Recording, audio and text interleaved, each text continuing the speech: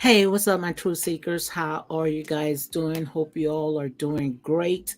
Guys, as you can see by the title, I'm going to go ahead and go back into Hebrews to Negroes. Hebrews to Negroes, Wake Up, Black America. And this is by Ronald Dalton Jr. And guys, make sure you go ahead. Hold on one second.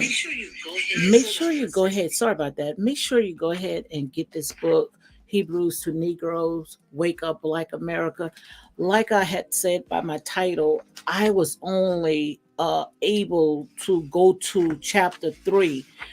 And the reason why I stopped at chapter 3, because guys, I'm telling you, only thing that I can say, this right here, you're not going to get it at no school, okay? And I don't know why they didn't taught all this, teach all this right here in schools, which I do know why, because this right here, like they say, the rabbit holes goes deep.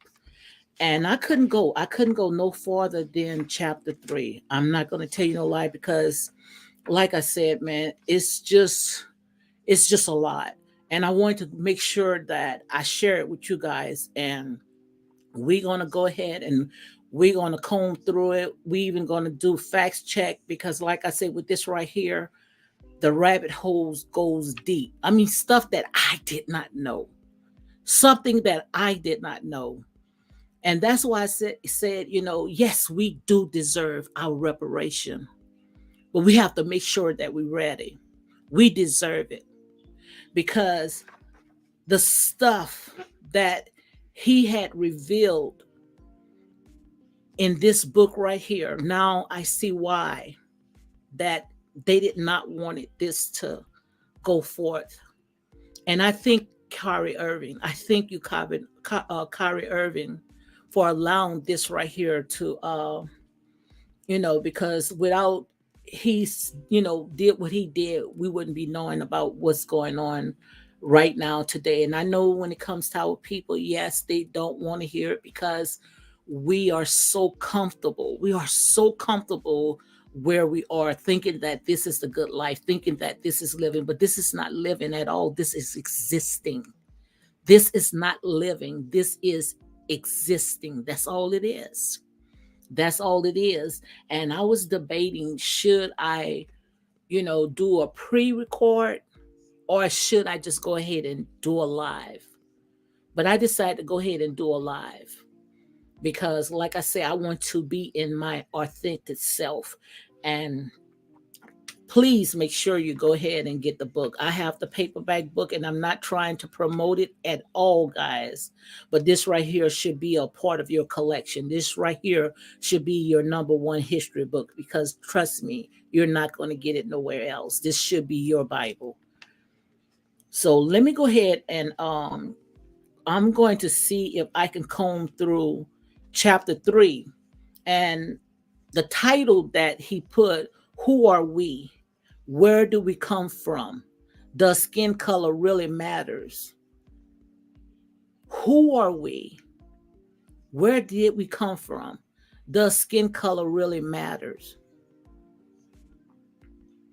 But as I was reading through this chapter right here, just this title, I would have put the title as, like I say, he held back a lot of stuff, because I would have put the title as, this right here is the Europeans' playground. Africa was the Europeans' playground.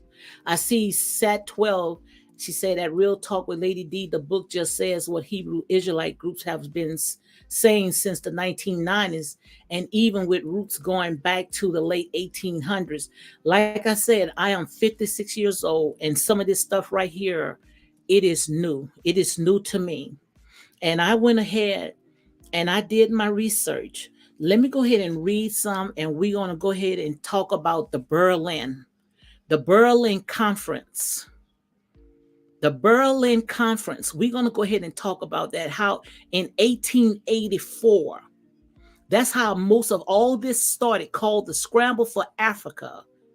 And that's why I said the title should have been The Europeans' Playground.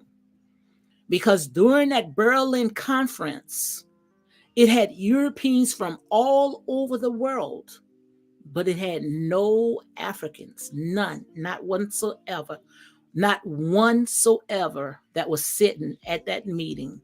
But they had a wall, they had a map. They had a map on the wall of Africa. And all this right here, what I call it was greed and power. That's all it was. Greed and power. Let me go ahead and see if I can go ahead and read some of it. And thank you for joining my live set 12. Thank you very much. Because here, right here, guys, it's time for us to get serious.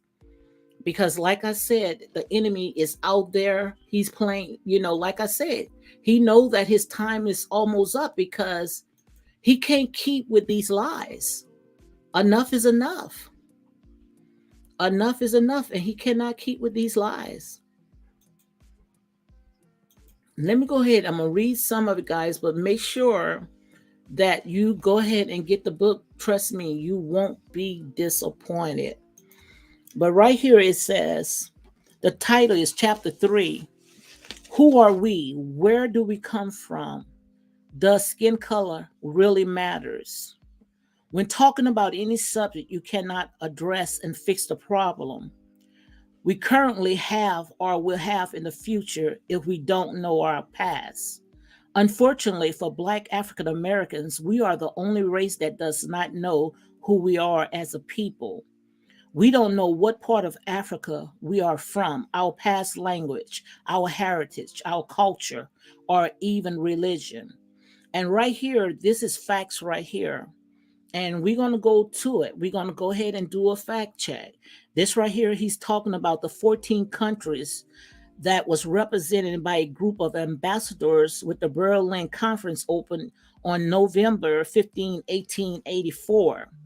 The country represented at the time included Australia, Hungary, Belgium, Denmark, France, Germany, Great Britain, Italy, the Netherlands, Portugal, Russia, Spain, Sweden, Norway, Turkey, and the USA. But yet you trying to tell us that we do not deserve our reparation? The devil is a liar. Of this 14 nation, France, Germany, Great Britain, and Portugal was the major players in the conference, controlling most of the colony Africa at the time. At this time, only the coastal area of Africa was colonized by European power. At the Berlin Conference, the European coastal power scrambled to gain control over the interior of Africa. The conference lasts until February 26, 1985, a 3-month period where colonized power established boundaries and stayed over the interior of the continent. They disregard the culture and language boundaries already established by the indigenous African population. Following the conference by 1914, the European Conference participate had fully divided Africa among themselves into 50 countries. And we know Africa has at least 56. Before this, there was no more such thing as Cameroon, Nigeria, or Uganda. Major European colonist territory included Great Britain desired Egypt, Nigeria, Ghana, Sudan, Uganda, Kenya, South Africa, Zimbabwe, Botswana. I mean, so many. Let's go ahead and let's do a fact check right here. Let me see if I can go ahead and pull it up because, like I said, guys, with this right here, the rabbit holes goes deep, and you're not going to get this in no history books in school. And now I see why they do not want our history. They do not want to have anything to do with our history. So we're going to go ahead and do fact check because we can go ahead and deny something and we can shut it down. But like I said, Google have a huge search engine. All we have to do is just Google it. That's it. That's it. Now, right here, this is the Berlin 1884, what he was talking about. And as you can see right here, all Europeans, just like he says, sitting around the table and pointing at Africa. This is the map. The only thing that you were seeing is the Africa map. Can't you see this picture? Look closely. This from the Algeria site, but this right here is the Berlin. This is the Berlin Conference, and this right here is called the Scramble of Africa. And you can see right here, you can see the map, and you can see Africa map, but they didn't have no one that was in Africa at that conference. And I'm gonna just read a little bit, but I want to go to where it says that it was like a playground to the Europeans.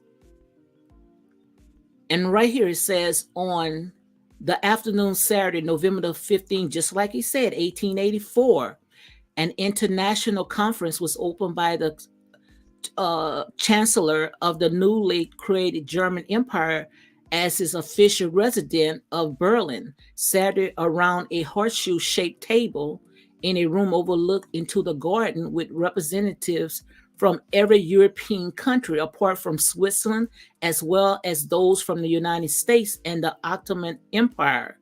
The only clue as to the purpose of November gathering of white men was hung on the wall, a large map of Africa, drooping down like a question mark of Nigerian historic professor, whoever that was, said. But let me go ahead and get down to the part where this right here, it says it did something much worse through with consequences that would reverberate across the year and be felt unto this day. It established a rule for the conquest and partition of Africa. In the process, legitimizing the idea of Africa, do you see this?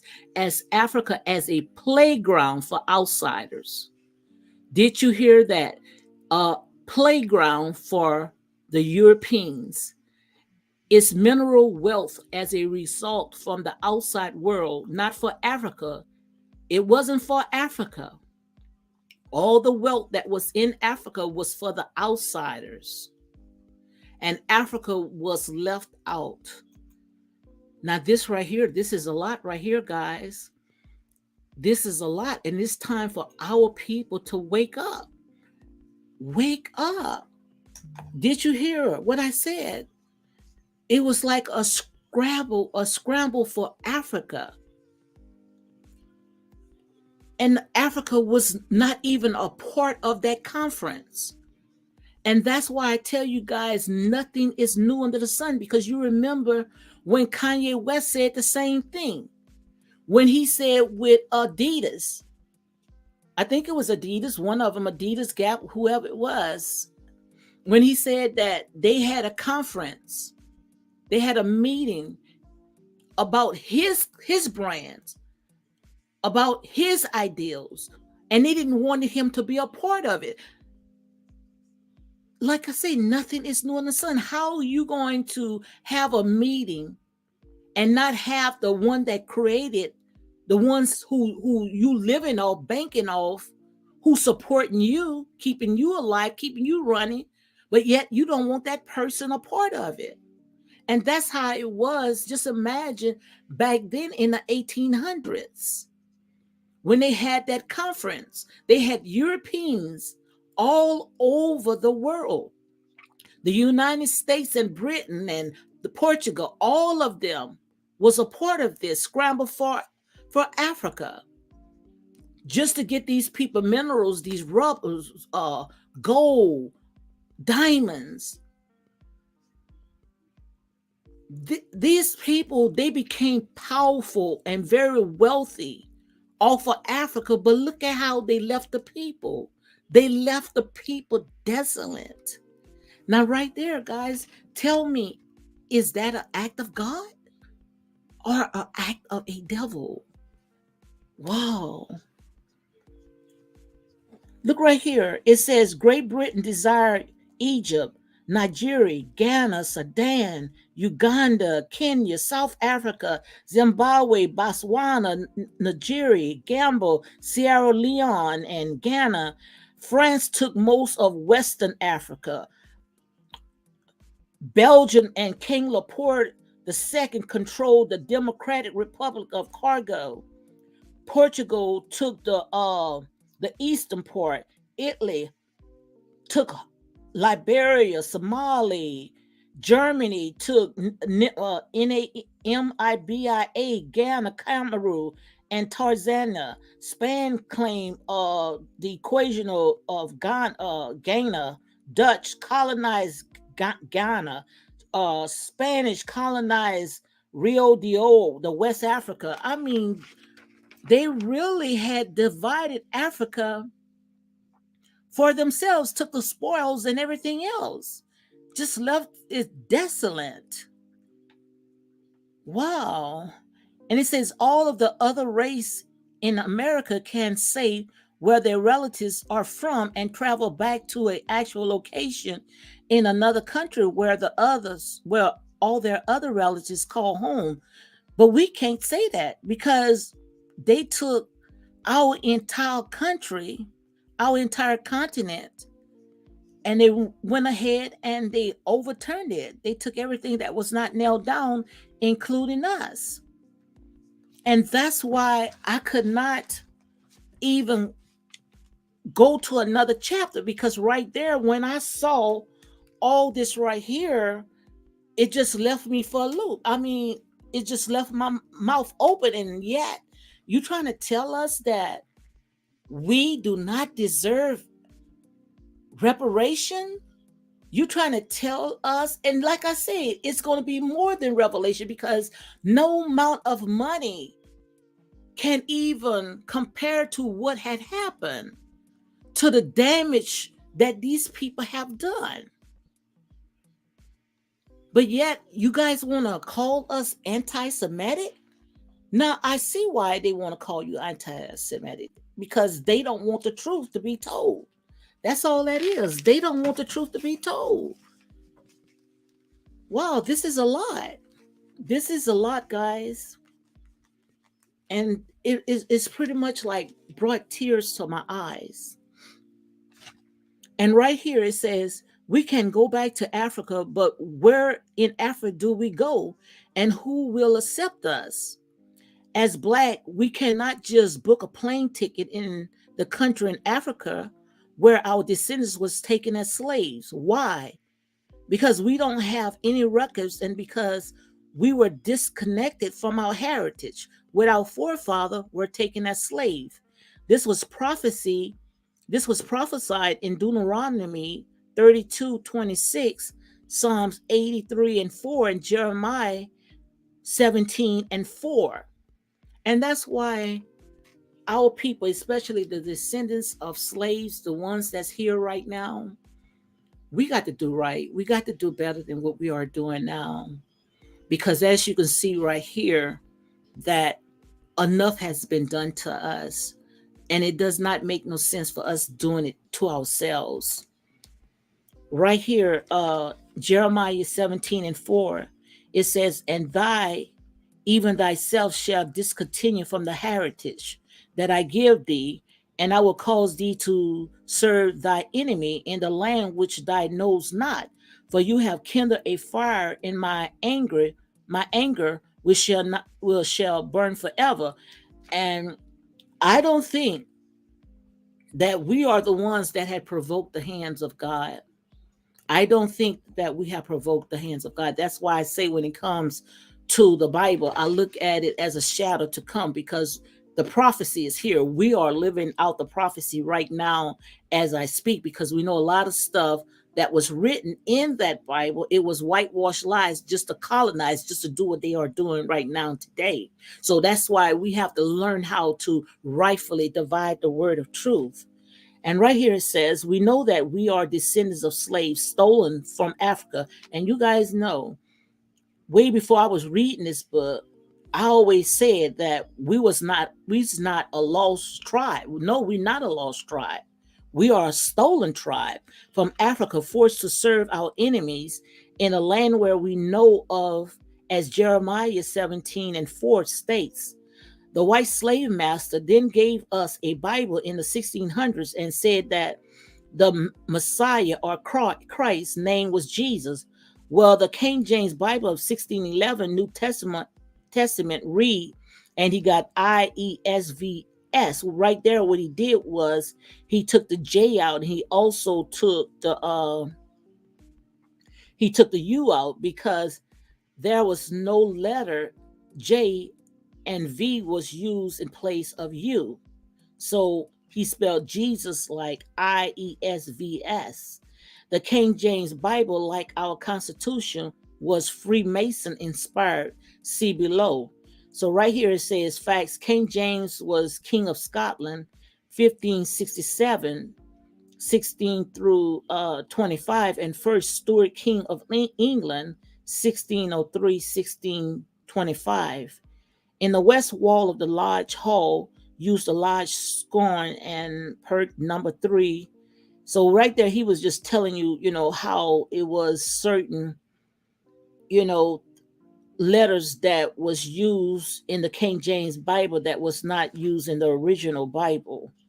And the teaching of the Bible out of the King James authorized version led most black people to believe that they were Gentiles while never revealing what our connection to the ancient children of Israel. Is also taught us that the curse of the white skin back then was called leprosy, even though leprosy today doesn't make one skin turn white. And I talked about that. You guys know I had made a video on that with Moses, how when the Most High God had told Moses to stick his hands in his cloak, and when Moses had stuck his hands in his cloak, and he took it out, his hands turned white.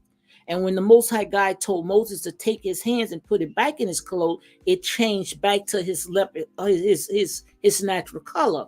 Right there, it let you know that Moses was of a darker color, because we want to look at black as a curse, but nowhere in the Bible you wouldn't see that black was not a curse. But when the Most High God was throwing out punishment, he was turning them white like leprosy. Now he that have an ear, let him hear. Smart 12, set 12 says, real talk with Lady D, if this prophecy, that means God know about it and did not prevent it. That means God knew about it and did not prevent it. So what you're saying, that he knew about it, but he did not stop it. He didn't stop it. So that's what you're saying. And it's just like I say, we have to know how to rightfully divide the word of truth. And it's another fact that he's saying. The British ship to take African slave was the good ship Jesus, or Jesus of Labac, granted permission by Queen Elizabeth in 1562. Sir John Harkins led the voyage to the area known as Sierra Leone and dropped the 300 and 500 African slaves off in the Dominican Republic, the beginning of the British involvement in the transatlantic slave trade.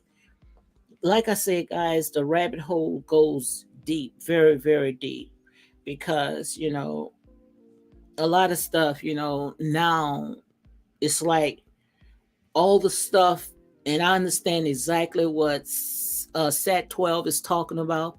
All the stuff that we had learned, it's like we got to now unlearn, because some of the stuff, now, it just don't make no sense. It's like the truth is slowly but finally finding its way back home. And I was shocked right here when it came to Africa. Africa, that was not Africa original name. Let me go ahead and pull this up right here. I don't know if you guys knew this. Sat 12, did you know this right here? Let me pull this up right here.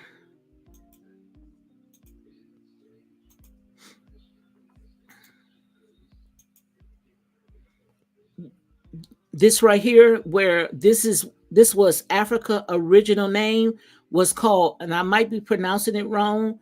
Let me see if I can go ahead and make it a little bigger so you guys can see it.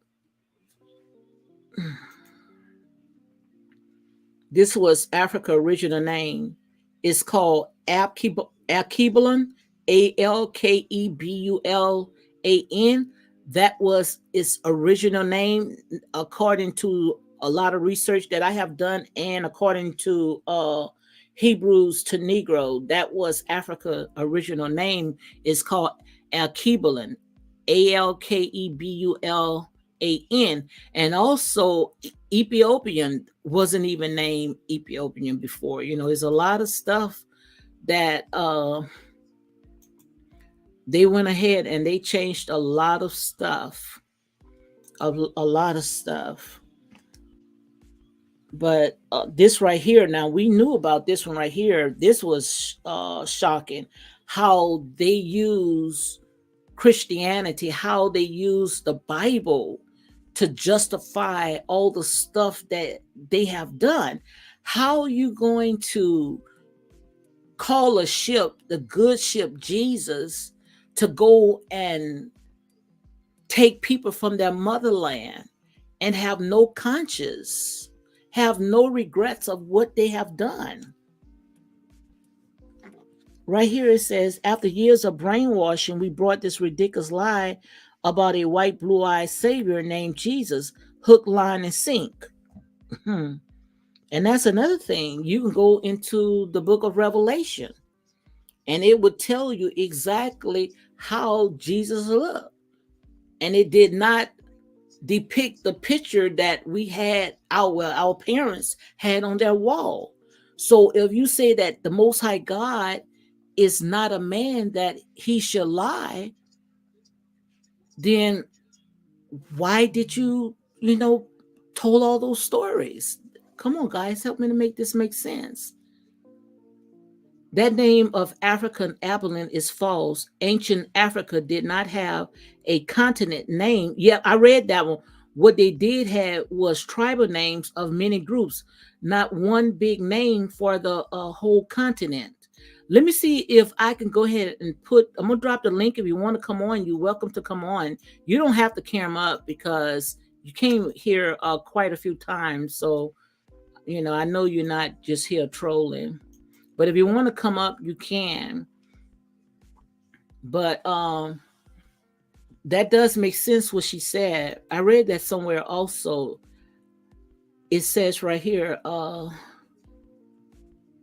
where she says she said African Alkebulan is false. Ancient Africa did not have a continent name. What they had were tribal name of many groups, not one big name for the whole continent. And that makes sense. That makes a lot of sense, because that's just like with the Most High God. He said, I am who I am. So right there is bringing us closer to the Most High God, because you given a name and it really didn't have no name. Africa really didn't have a name. So that does make a lot of sense. And set 12 said, almost all Hebrew Israelite used the King James Version. I am surprised it seems like Ron Dalton think a different version of the many versions of the Bible.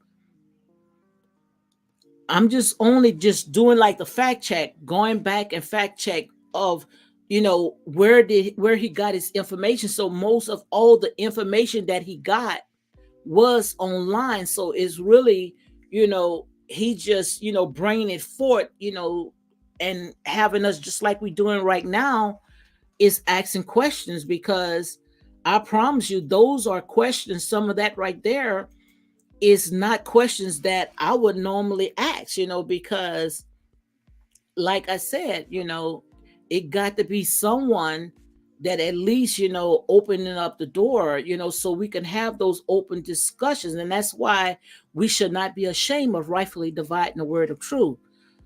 And you're also welcome to come up if you want to. It seems like he referred a different translation.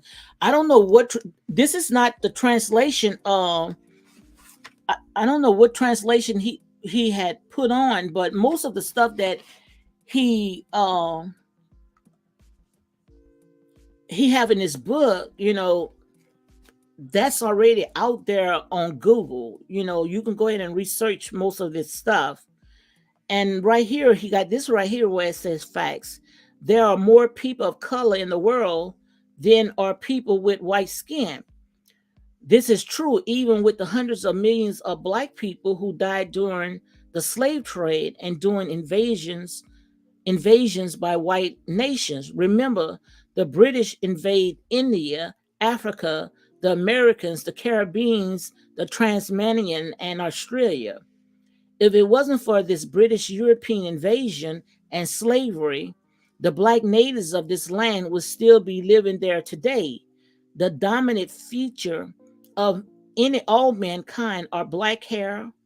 The dominant features of all mankind are black hair, brown eyes, and some shade of brown skin. Blue eyes are a recession trait, not a dominant trait. That's absolutely true. Now, that's absolutely true because I did a research on that right there, about, from our eyes is dominant, and blue eyes is recession. Is blue eyes is really like a delusion because there's really no such thing as a color blue anyway. To me, it's like a delusion. Now, we want to, change our hair, we want to change our eyes, we want to, bleach our skin, but not knowing that that is dominant. That's just to show you that we really don't know who we are, because if we really know who we are, we would know that the melanin in our skin is like liquid gold. And this is not being racist, this is facts. It's time for us to start searching for who we are. And it's easy for us to sit there and try to chop down one another, but like I said, just come at the table. Iron sharpening iron. We could never be able to do this, to come together divided, because as you can see, these people did some stuff. The rabbit hole goes way deep. And the only way that we could able to get this together, we got to come together in unity. We can't do this apart. We fussing about who this, who that. But as you can see right now, when they wanted to overturn Africa, they all came together. Every European from all over the country came together in unity. And like I had read during the Berlin conference, to them, it was like a playground. It was a scramble for Africa, because it was like, you get a car, you get this, you get this, you get Ghana, you get all types of countries. They was able to divide it up. And the only reason why they was able to do that, because they all came together.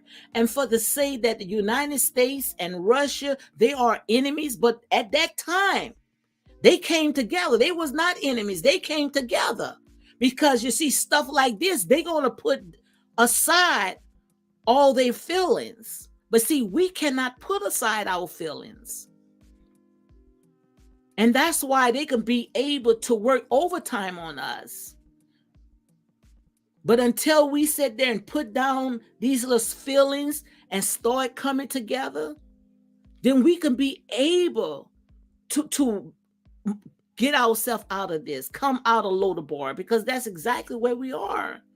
Sat 12 says the Old Testament was originally written in Hebrew, and the New Testament was originally written in Greek. Greek was the scholar language of people under Greek Empire rules. I'm not even going to argue with that, but like I said, what we're trying to do is not argue what event that happened. We're trying to find out where we are in that Bible, which I already know, like I said, we are living it right now. It can't get no plainer than this. We cannot sit there and keep arguing what events, who is this and who is that. And no, we can't keep arguing about that, because now we already know we fighting white supremacists on one side, and we fight the Jays on the other side, and then we fighting ourselves. No way in the world that we can be able to come together like that. Ron Darden moved to South Africa about a month or two ago. Yeah, I did hear that one. You're welcome to come up, Sat 12, if you want to come up. But like I said, guys, the rabbit hole goes deep. And everything that we was taught, it's like we have to relearn. And that's exactly what we doing, relearning. And now I understand in the New Testament when Jesus was talking about we have to come like little children. Because this right here is like we are back in school. And I'm not saying that, 99% of what he in this book is right, but like I said, all we could do is research. You know, at least the door is open. That's just like if I'm opening up the word, the Bible, you know, and the pastor is teaching. So just because he's teaching the word, that does not mean that his word is face value, but it's when I come home and I rightfully divide the word of truth. And then I could be able to make a decision and decide what to spit out. So that's all I'm saying about that right there. But today we need to ask ourselves who dwelt in Africa, the land of Ham, in ancient biblical days, the Hamites, the Semites, and see stuff like that. I really don't get into all that right there. At one time I was, but now, you know, fighting who was the Hamites, the Semites, and who was, Ham, was he cursed or was he black? Was Japhet? Was he white? Was the other Seth? Was he Asian?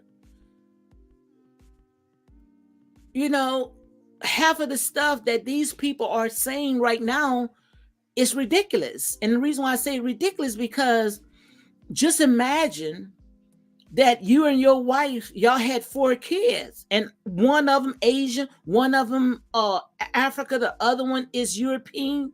That does not make sense at all. So how can you say that all these his sons had different nationality? That's not how it all happened.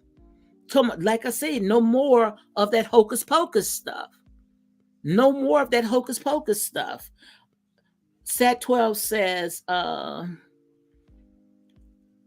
some people argue that most Africans on the slave ship had traditional African religion, and if there was some who might have been biblical Hebrews, would be a tiny percentage. Absolutely, absolutely. I totally agree. We wasn't on that. Our ancestors was not on that ship speaking English for sure. So, like I say, the rabbit hole goes deep, but like I say, the truth is slowly but surely finding its way back home. And I did a video on this one right here. It says, did the Hebrew Israelites, if they were white people enslaved in Egypt, have sunscreen to protect their white skin from the 100% degree temperature of the sun, or did they cover themselves with clothes from head to toes? It's common sense. The people of the Bible had to have melanated people, in other words, people of color. They would have to be able to withstand the damaging ray of the sun even at the highest heat. I did a video of this.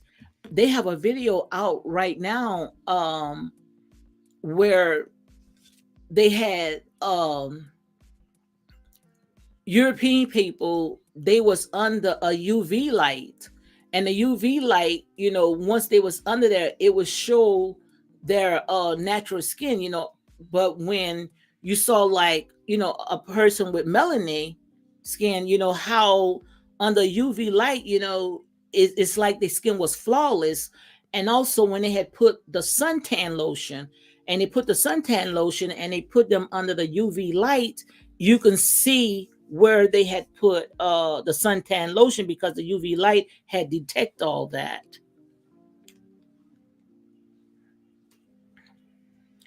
They would have to be able to withstand the damaged ray of the sun even at its highest heat. Never in Egyptian, rarely do we see Egyptian slaves wearing full clothes head to toes, nor do we see white people on the walls of the massive pyramid of Giza. And you can go to different parts of Africa, and some of them that's in the villages, they still don't have clothes, they still don't have shoes, and they are able to walk through the jungle and go outside with no clothes because their clothes was like their skin, and the sun is not going to damage them because of their protection. They melanin skin, and they shoes, they didn't even have, some of them didn't have no shoes on. And that was the original state that it was designed, the way that the Most High God had uh, designed that. It wasn't that they had clothes back then, that they needed shoes to put on their feet. They didn't need it all that. And the only reason why clothes was invented back then, to protect the ones that needed to be protected from the sun. Because back then they didn't have suntan lotion where they can go out there and, outside. They will get burned. But we can go outside from sunset to sun, sundown to sun up, whatever. We can go out there and the sun is not going to do anything. That's why they went ahead and made us slaves, because they know that we was able to endure on the outside.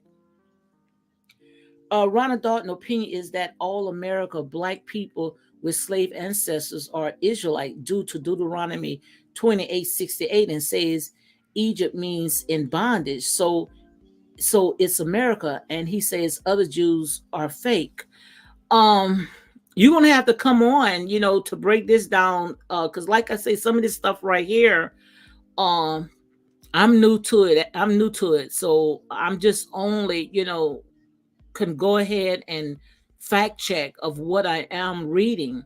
But we don't really have to argue about anything anymore, because the truth is finding its way back home. And I tell you guys all the time, when it comes to the book, when it comes to that Bible, I look at it as a prophecy, and we are living it out right now, because it can't get no clearer than that who they are talking about. Because our ancestors, are the only ones that I know that was taken from their native land, from their country, and brought in the ship, and had iron yokes or chains, around them. Only one that I know was the Africans. Now, if you can show me other races that came on a ship, was chained, had yokes of iron around their neck, and was captured and taken from their motherland, and brought into a foreign country, scattered abroad. Now, if you can show me another race that went through what we know for fact that our people did, then please let me know. Show it to me. Because here, like I say, I'm learning. And I'm not ashamed to say that I am learning, because a lot of stuff right here is new to me. They are often seen with their shirt off. Caucasian and race like in Melanie would be in agony and torment if they had to do slave labor for long hours, many days in a row for years underneath the sun. Absolutely. Now, I don't think that nobody gonna disagree with that. In other words, the ancient European, Libyan, Ethiopian Canaanites, and the Hebrew Israelites were blacked by today's standmark. The Romans and Greek did not invade Africa until near the end of BC and beginning of the AD period. The Arabs didn't invade North Africa or Mesopotamia, the Middle East, until around 600 AD, the 7th century. So why does race matter? It is interesting that only when people try to argue that Jesus, Abraham, or the Hebrews was black, the same question about why does race or skin color matter comes up. I guess everything is all good if the Bible remains white. Surprisingly, there are some blacks that will be the ones to ask the question. Let me read it again. This is absolutely true. Surprisingly, there are some blacks that will be the ones to ask the question, as if we shouldn't question that Jesus or the Israelites were anything but white. This should this shows how deeply rooted our views are formed from what we've been taught by America. Our parents and our grandparents, they ultimately shape and lay the foundation of what we believe. Well, today it shaped our whole world because people with darker skin tone, who are the natives of the land, have typically had enslaved, mistreated, or exterminated simply because of the skin color by Caucasian white races. The American, North American, Central America, South America, Africa, the Caribbean, East Indies, West Indies, Bandash, and even the Pacific Gulf Island were conquered, colonized, and partitioned up by the mainly European Caucasian country. The short brown skinned natives was left with nothing and was despised by the outside world for being so called uncivilized by the white European standards. There is no empathy for that black brown man, especially those of Africa or Negroes descent.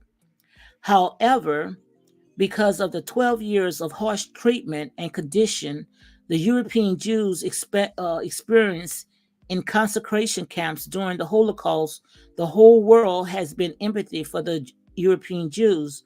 So much empathy that when they killed and kicked the Arab, the Palestinians, out of the land on the basis that they are God chosen people. The whole world accepted, even the Jewish controlled United Nations. But if the Jews decide to kick all the Africans out of Uganda, which Jews Theodore Herzl proposed in 1903 under the British Uganda program, Nigeria or Ethiopian became because they felt it was their land, would it then be a problem? Wow. Wow. Guys, I'm going to go ahead and I'm going to stop right here. And I'm going to go ahead and I think I'm going to go ahead and stop right here. But this right here is a lot. It's some stuff that, it's best for, I'm going to go ahead and read it. But right here, he said facts. Blacks didn't get any reparation from over 1,500 years of slavery from neither Jews, white, Anglo-Saxon, nor Arabs. President Obama even proposed reparation for blacks. I have said in the past, and I repeat again, that the best reparation we can provide are good schools in the inner city and jobs for people who are unemployed. So that was the promise that President Barack Obama had said in 2008. But did that happen? No, not at all. But guys, I'm going to go ahead and stop right here. But like I said, we just got to, we can't keep fighting and just keep, who's right and who's wrong, because all we have to go out there and just research, go out there and research and, check it out for ourselves. Because one thing about a history, it's out there. It's just that you just got to keep digging, keep digging. Sooner or later, you're going to find exactly what you are looking for. And back then, even when Ronald Dalton, he was a child, he had those questions, he wanted to know where he was when it come to that Bible, because he knew that when they was talking, he didn't see himself in it. So real talk with Lady D, what verse from the Bible do you think represent the future of black people? Why don't you come up here? Because this right here, I'm not gonna leave this video on after I'm off. I'm gonna go ahead and delete this video. But you're welcome to come on. I offer you to come on. And you said the Bible, do you think represent the future of the black people? I believe all the way from Genesis to Revelation. I believe that it's talking about us. It's just that we have to know how to rightfully divide the word of truth. I believe that the Bible is talking about us. It's talking about us. We the one that been oppressed, depressed, and suppressed. No other race. I just showed you how they scrambled for Africa. We had Europeans coming from all over the world, people that were supposed to be enemies with one another. But when it was time for them to scramble to colonize and take everything that was not nailed down in Africa, they didn't have a problem to come together. They all was looking at it as a playground. It was like candy in a candy store. They had their hands like candy in a candy store. So, anyone can figure out, who the Bible is talking about, because the show was not talking about them, because it looked like right now that they was having a heaven right here on earth. But I'm gonna go ahead and I'm gonna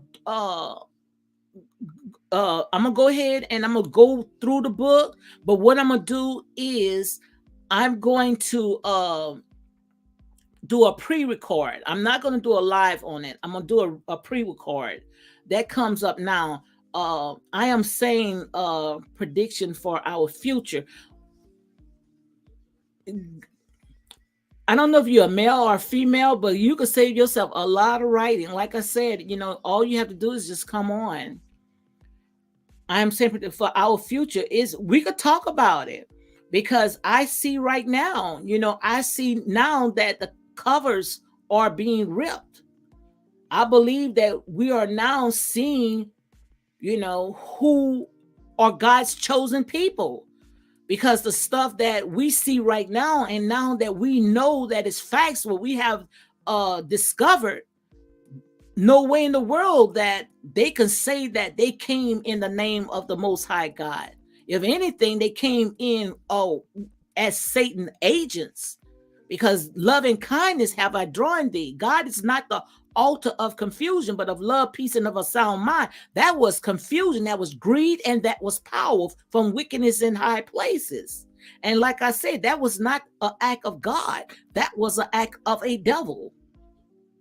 So, like I said, right now, I believe that we are in the book of Revelation. And what God is doing now, he's unsealing these books. And pretty soon, you're going to see who's going to be the first and who will be the last. Very soon, you will see.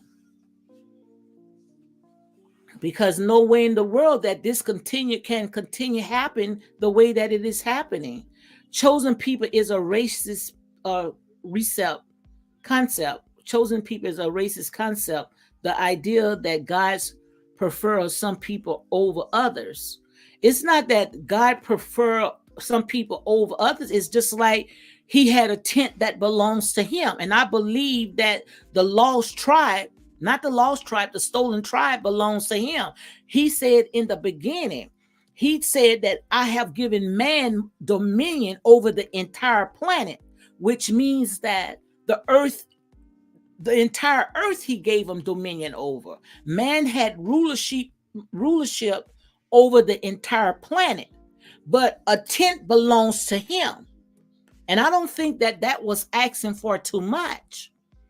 And it's not that he had preference over certain people. It's just that part of people, the chosen tribe of Israel, that tribe belongs to him. But man was greedy, and what they wanted to do is they wanted to come in the territory that was forbidden. And in some of the stuff that we read about, in the Bibles, we have to, some of that stuff is hocus pocus. And like I said, this generation right here, I believe that this is the Joshua generation, where they're not going to sit there and just take these lies. They want you to show it to them, prove it to them, and not just with scriptures, but through science too. They want to see facts. Man is everybody, not some tiny fraction of chosen people. I'm talking about the tent, the chosen that belongs to him. Like he said, he made man dominion over the entire planet. So it had people, I believe, that was already here before he had made his chosen ones. But like I said, all I'm searching for right now is where we belongs. That's what I'm looking at, where we belongs. Because I do not believe that our history just stopped on slavery, doing slavery. I don't believe that. I believe that we have a history way far beyond slavery.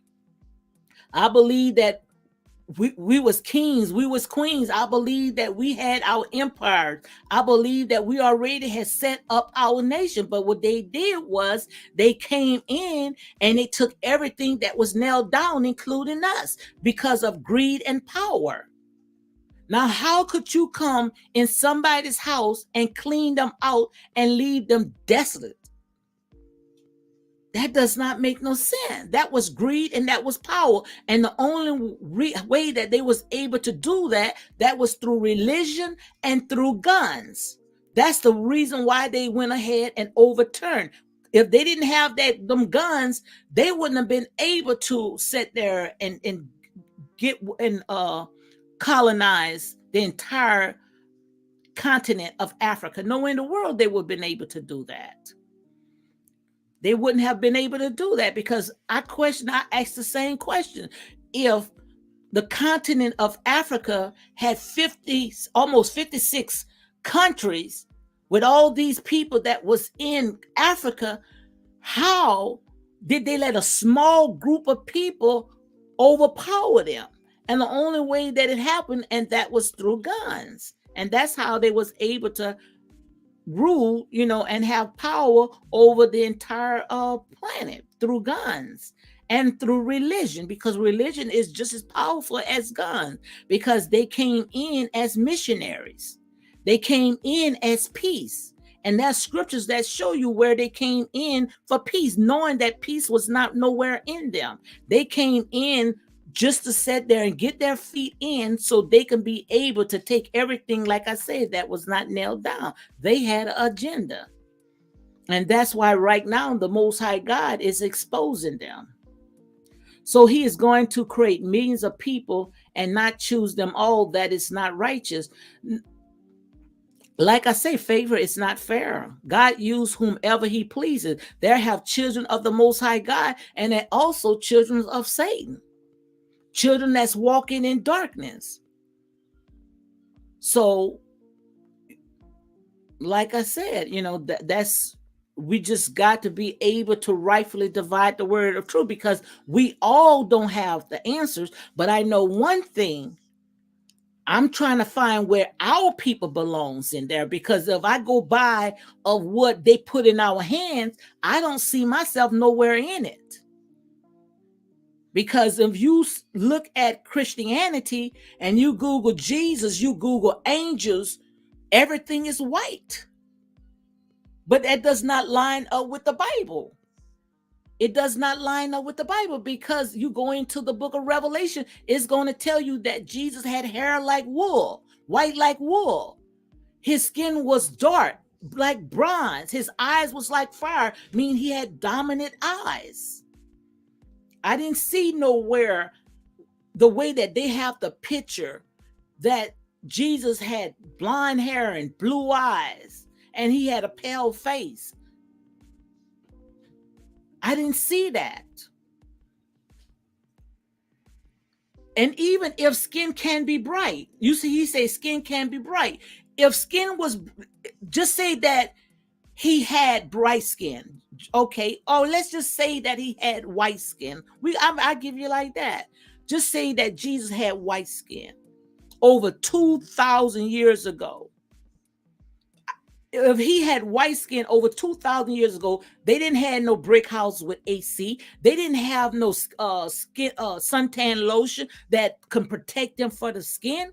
Nowhere in the world a white race, a white pale skinned person would have been able to endure that type of climate. So come on, guys. Like I said, no more hocus pocus. It's time for this to make sense. Europeans, before the European Muslim dominated the whole of the northern half of Africa and some along the eastern coast also, dark skin shine like bronze. Have you seen skin glow like little? Amen. Let me see if I can show you this right here. No, I'm not going to show you that. I'm not going to, but I can show you because I'm not going to leave this video up. I'm taking this video down. And the reason why I'm taking this video down is because I'm going to do a pre-record. I want to do a pre-record. That's why I'm going to go ahead and take this video down. But I want to go ahead and make sure that I read it and make sure that I line it up with facts. But like I said, we have the right to rightfully divide the word of truth. We should know what to chew and what to go ahead and spit out. Let me see if I can show you this right here. I had saw this right here on YouTube. I'm gonna just show you guys just a little bit. I'm not gonna show you a lot. Let me see if I can go pull this up.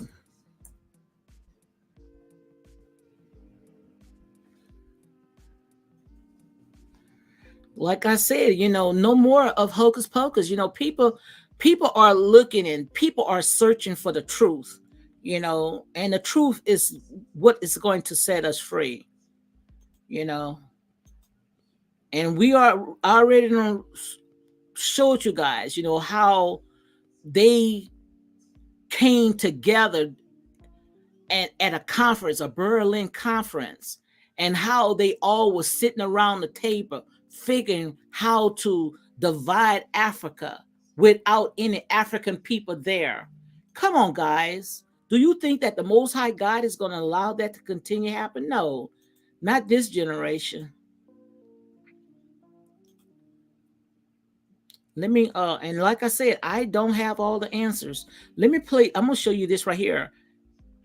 And nobody can get mad with but the devil, because like I said, I didn't write this stuff, and I did not put this stuff out, but it made more sense to me.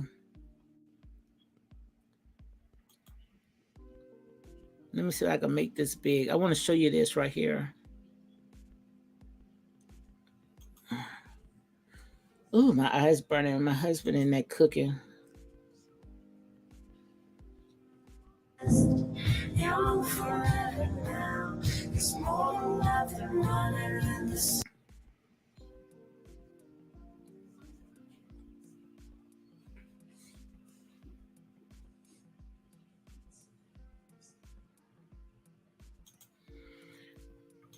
And those that don't understand or what they are looking at, this right here is showing you how the sun sees you when you put suntan lotion on.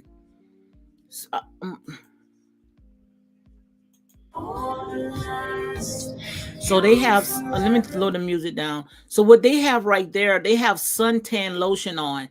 So they have suntan lotion and they under a UV light, and it's showing them how they look under a UV light.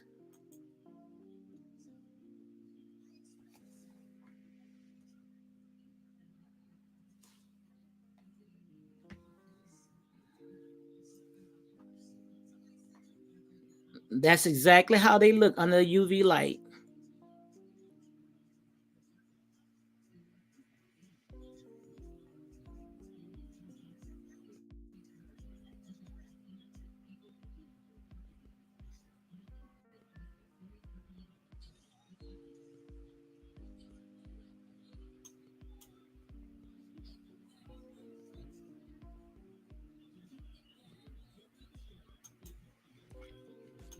And this right here, like I said, nowhere in the world that a pale skinned person would be able to endure that climate back then. That race would have been died out.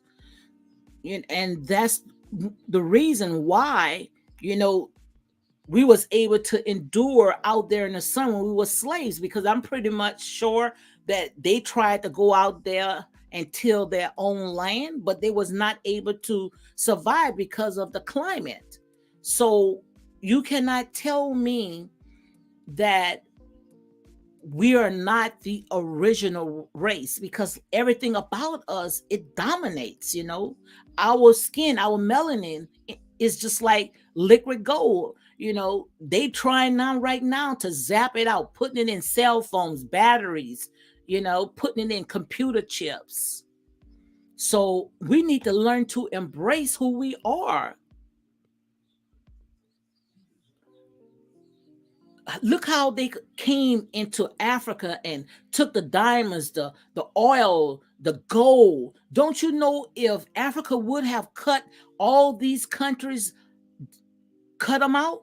If Africa would have cut them all out, kept them all out, I promise you, no country would have been able to exist. You wouldn't see America as wealthy as they are today. You wouldn't see England as wealthy as they are today. Half of all the artifacts, the gold, the diamonds, is sitting in their museums. Guys, like I say, the rabbit holes goes very, very deep. Sarah says, Lady D, some of these light Europeans like George Bush Jr. can tan naturally if they do it gradually. Other very pale can't. And that's absolutely true, because in the beginning, it was not supposed to be race. We were supposed to be like human beings. We come from the darkest to the lightest. It was not, it's no such thing as a black person, black person or a white person. When I look at white, I look at white like this panel, like this wall panel. You don't see people walking around looking white like that. You don't see people walking around looking black. And it's that people the one sat there and separated us, but it's only was one race, and that was the human race. That's how it was supposed to be. But it's just that one race, they felt that they was more superior over one, and that's why we are in the predicament that we are in today, because one thought they was better than the other. And that's why the Most High God, he got to come and make it right. The first gonna be last and the last gonna be first. As you can see right now, the white race, and I'm not being racist, I can look that up. Go and Google. Like I say, Google have a huge search engine. The white race is dying out because the sun is getting closer and closer to the earth. And this is not being racist, guys. This is facts. This is facts.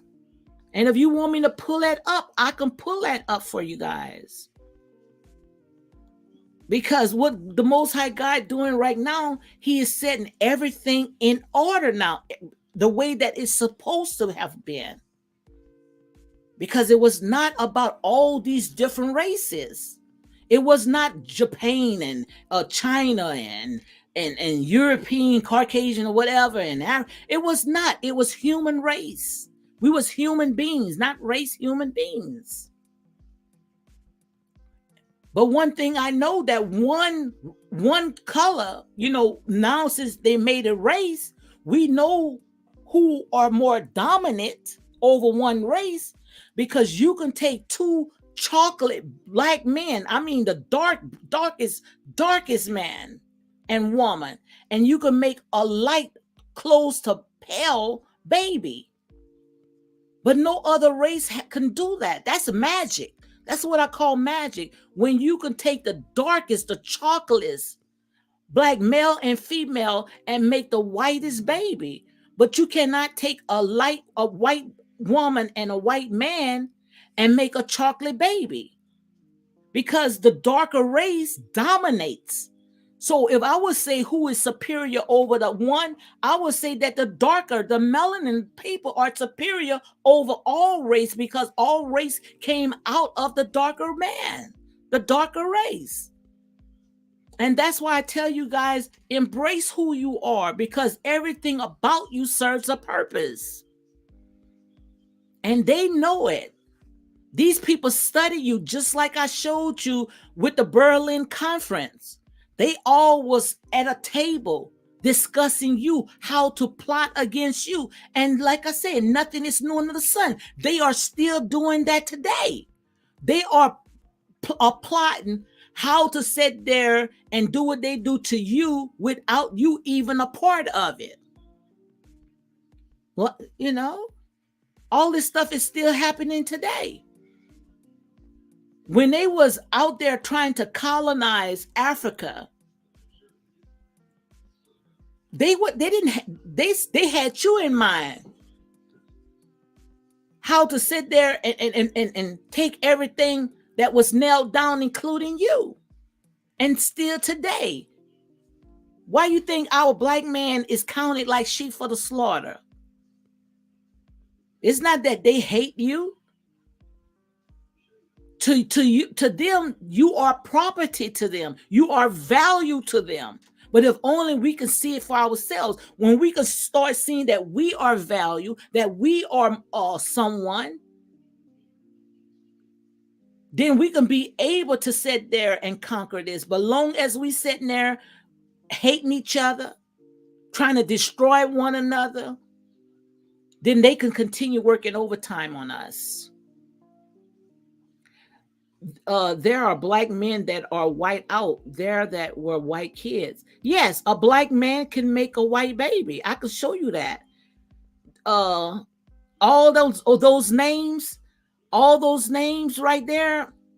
It was only one. It was only one, and that was human beings. It was not all those different. It wasn't not all that different. Different races. Man did that, and man got a lot of stuff that they gonna have to be accountable for.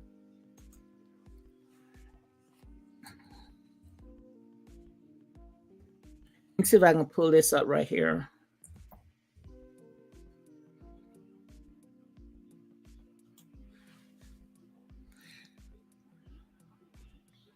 Like I said, guys, it's the rabbit hole goes very, very, very deep. Very deep. It's just that you have to research, you just can't take their word, because we already know that when it comes to that words, what they gonna do, like they said, if they want to keep you dumb, or all they have to do is put it in a book.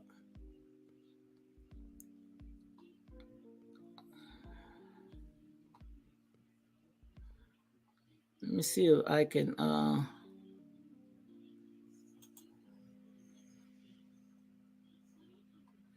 wait, this looks scary. I don't want this one right here because this looks too scary right here.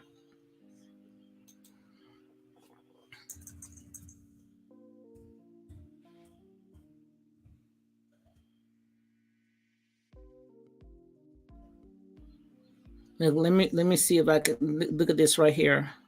Ain't no other race can do this but the black man. Like I say, the black man is magic. His sperm is like magic. And it's not that people are being racist, that people are telling the truth. But I will get back into Ronna Dalton book, but I'm gonna make sure that I do a pre because I don't want no distractions. I want to make sure that when I do it, when I go through that book, I want to make sure.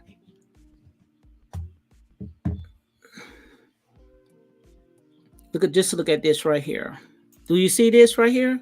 Look at this. Look at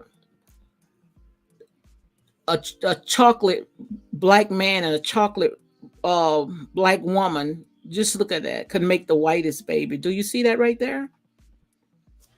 Just look at that. And it's not being racist or anything. This is facts. This is facts. Now, if you see this right here, if you see two white people making this chocolate black baby, they couldn't make it. They adopted this baby. You cannot tell me that they made this. They made that baby. Look at that. She can't say that came out of her womb.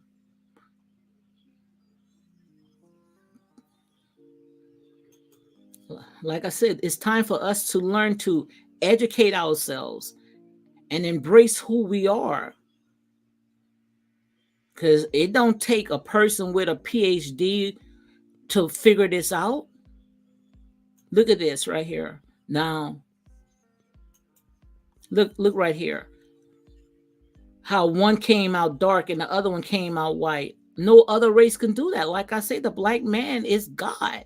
And I'm not saying the big God of the Most High God. No, the Most High God had made him dominion over the entire earth. Everything came out of the black man. His sperm is dominant. Everybody wondering how white people came. They came out through the black man, and it wasn't that he was white. It's just that through his genes.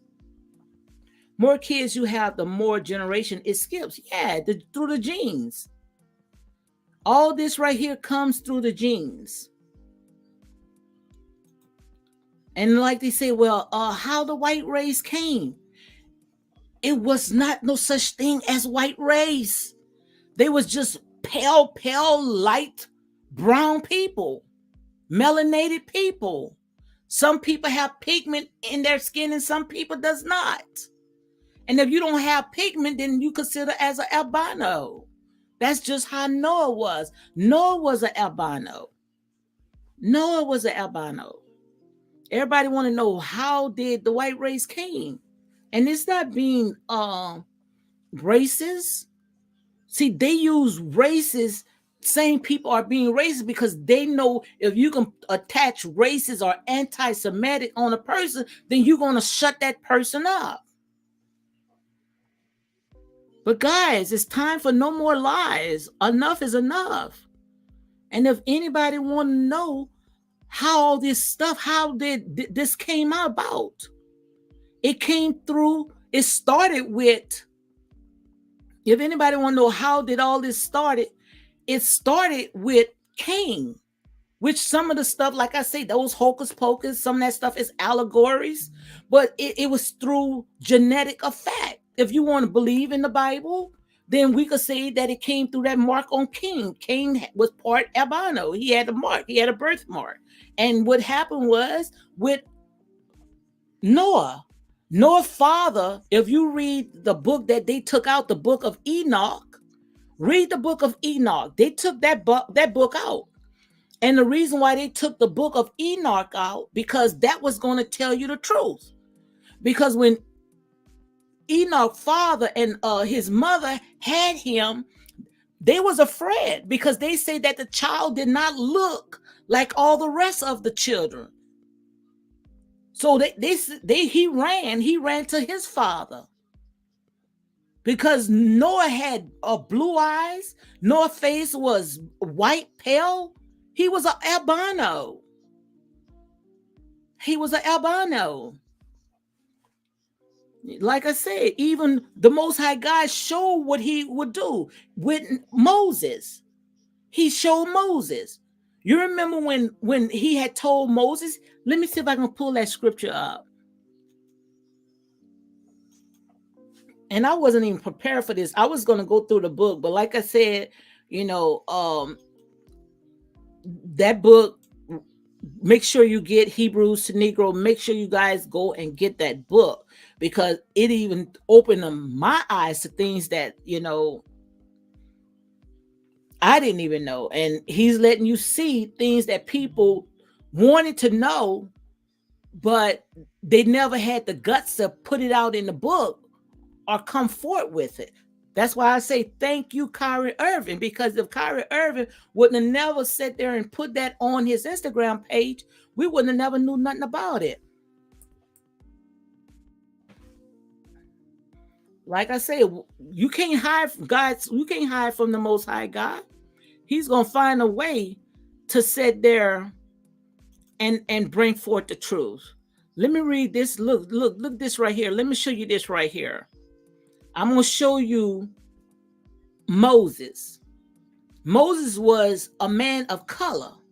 And when the Most High God when he would punish a person, what he was, if you believe in the Bible, like I say, the Bible is on a shadow of what's to come, but he would throw out punishment by leprosy and stuff like that, turning them white. No, let me show you right here.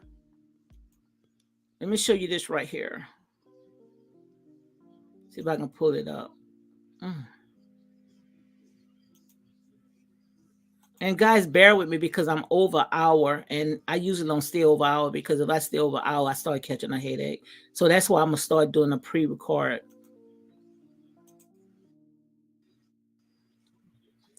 Let me show you this right here.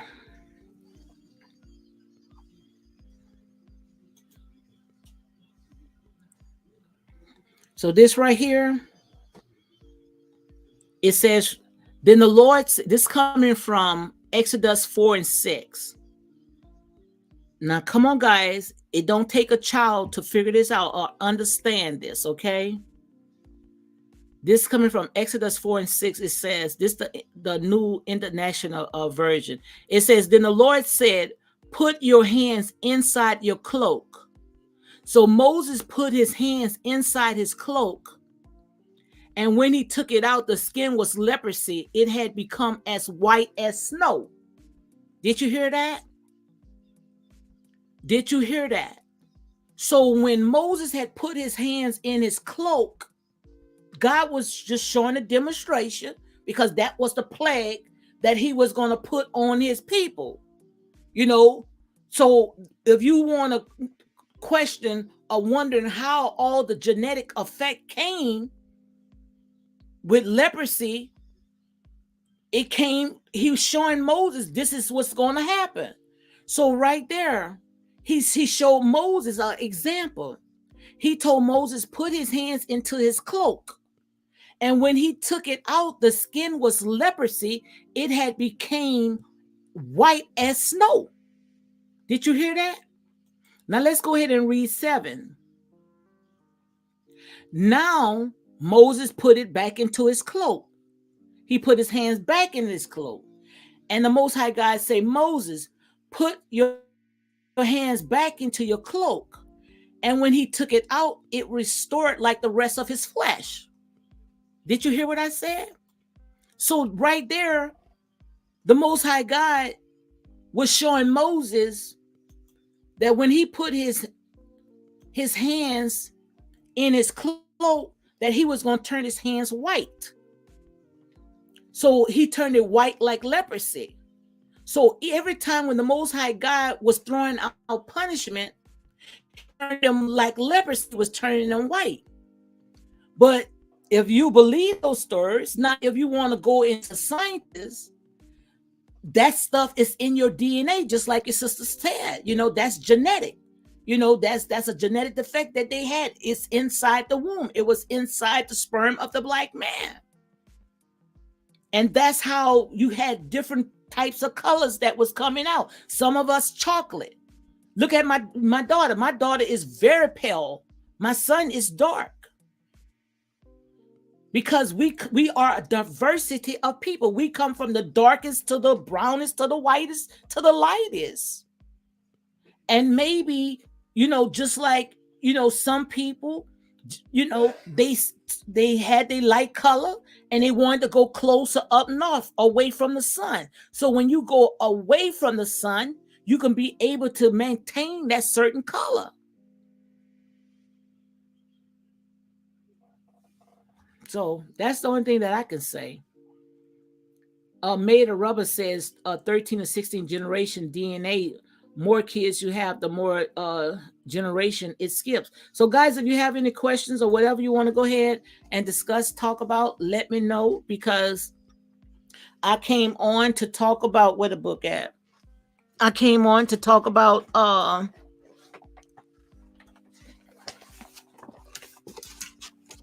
Hebrews to Negroes, Wake Up Like America. This is by Ronald Dalton Jr., which I'm going to read more about it, but I'm going to do pre-records, you know, and like I said, you know, it's time for us to know the truth, you know, and if you got the answers, then put it in a book.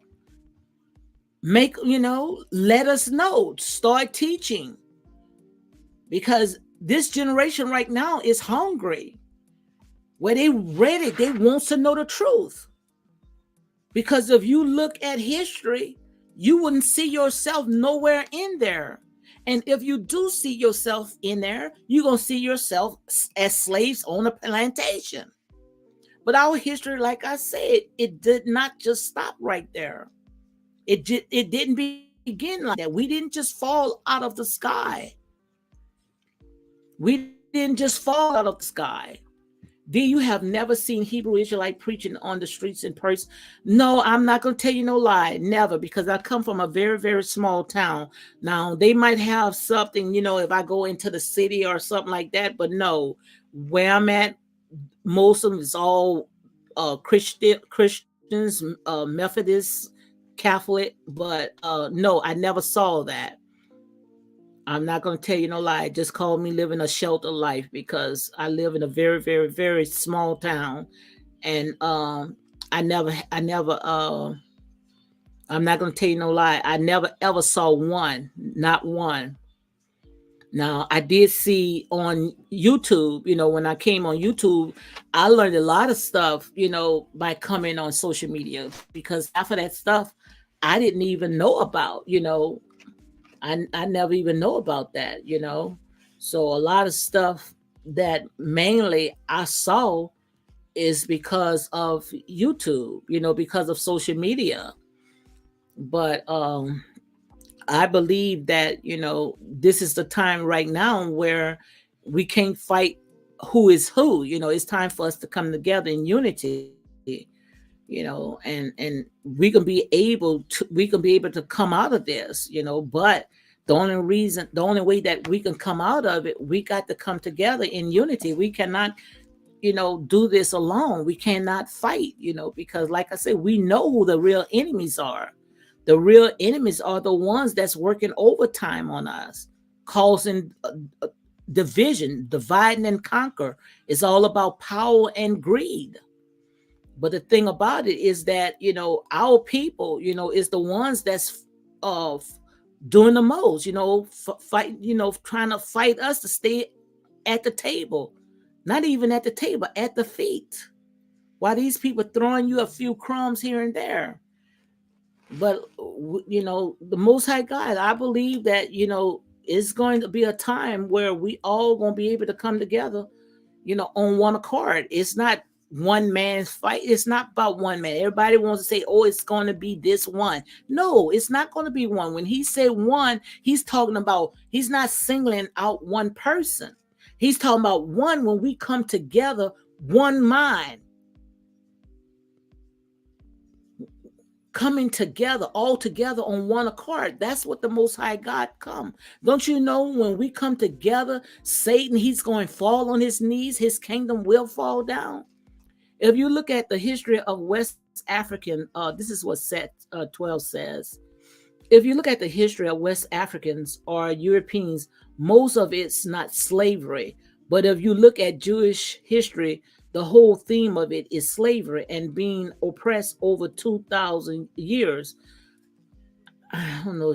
I really don't understand, because see, when you say in the Jewish history,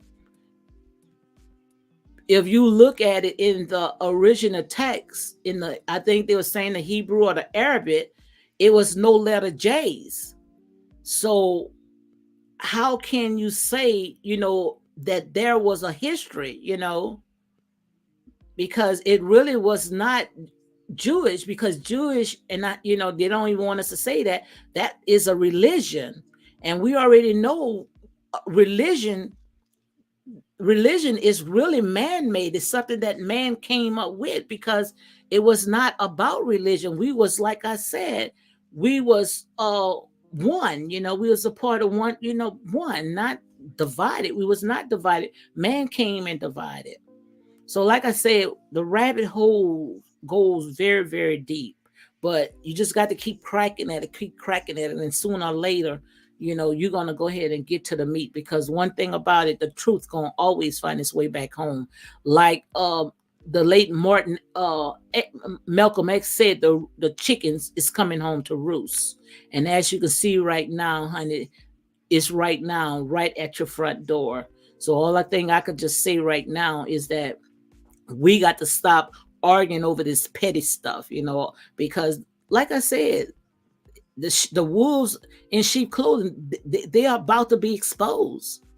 They are about to be exposed. You can't hide. You can't keep hiding the truth. You can't keep sweeping stuff like this under the rug. Sooner or later, you got to talk about it. And I believe that if we would talk about it, come around the table and talk about it, I don't think that it would have gotten bigger than what it is today. And the only reason why they don't want to talk about it because they know they don't want us to know the truth. They don't want us to know the truth. But like I said, we don't have to sit there and keep arguing or trying to find out where we belong because, like I said, you're looking at the truth. You're looking at the truth.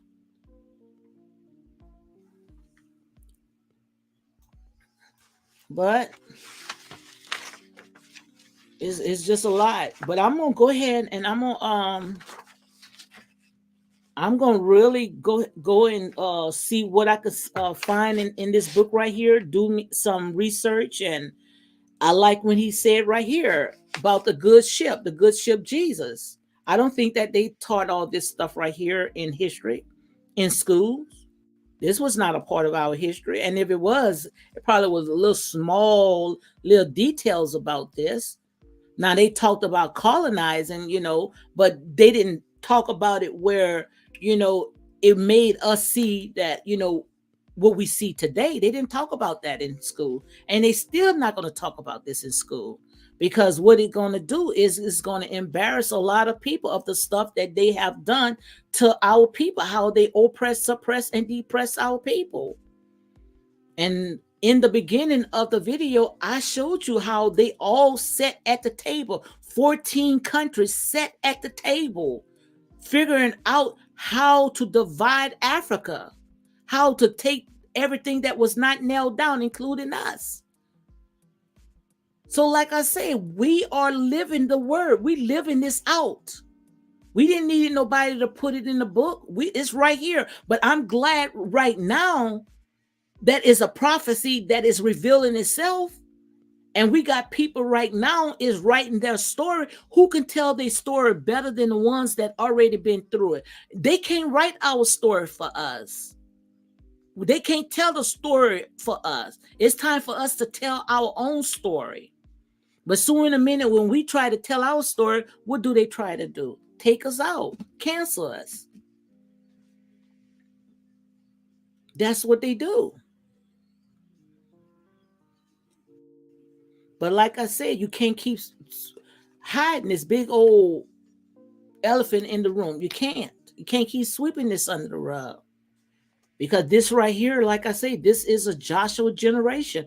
And this generation right now, like I said, they searching. They're not going to sit there and just settle for all these whitewash lies because that's all it is, a bunch of whitewash lies. And the Bible tells you that. Read the book of Ezekiel. It would tell you a bunch of whitewash lies. Set 12 says, the Israelite begins with a story of being slaves and oppressed over many centuries. West Africans don't have a whole history of oppression like that. Well, let me go ahead. Like I said, you was welcome to come on this panel to go ahead and talk about this because it seems like you are more knowledgeable about it. But you cannot deny the fact that the majority of our people came out of Africa. Now, I truly believe that some of us was here because we all over the world. Because like I said in the beginning, man was domain over the entire planet. But I'm talking about the descendants of slaves. I'm talking about descendants of slaves and the plot, how they was able to plot. So you cannot argue about that. You definitely can't argue about that, how they plot, because that happened in the 1800s at the Berlin Conference, how they all got together like it was some playground, running, scrambling for Africa, took everything that was not nailed down. And how they went about to do it. They did it with guns. Because I don't think that they would have done it if they didn't have the guns. If they wouldn't have created that, they wouldn't have. And they did it with religion. Religion plays a lot.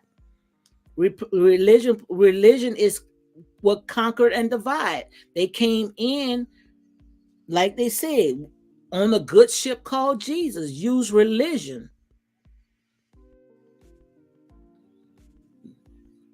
That's messed up, guys. And like I said, you know, you can't get upset. No one can get upset for people now where they are searching. They looking for the truth. And it's coming out. Surely, but it's coming out. The truth is finding its way back home. And the minute when people talk about it, you could talk about anything in this, you could talk about anything. But when you talk about who you are, who you believe you are, soon in a minute you say that you are the chosen ones, then that's a problem right there. It's making me want to question more. What's the threat?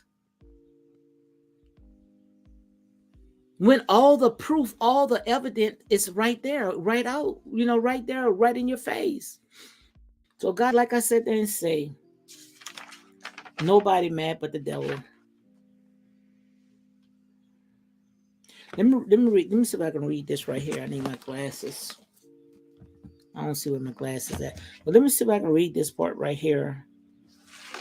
And I'm gonna do, like I said, I've been stuck on chapter 3, and look like I'm stuck on chapter 3, still stuck on chapter 3, because this a lot. I mean, this is a lot. And the thing about it is that they use Africa like it was a playground. They all came together. And for to say that, just like I said in the beginning, we talking about America is enemies with Russia, but that time they came together. Like I say, they know how to put their feelings on the side. It's just that we don't know how to put our feelings on the side.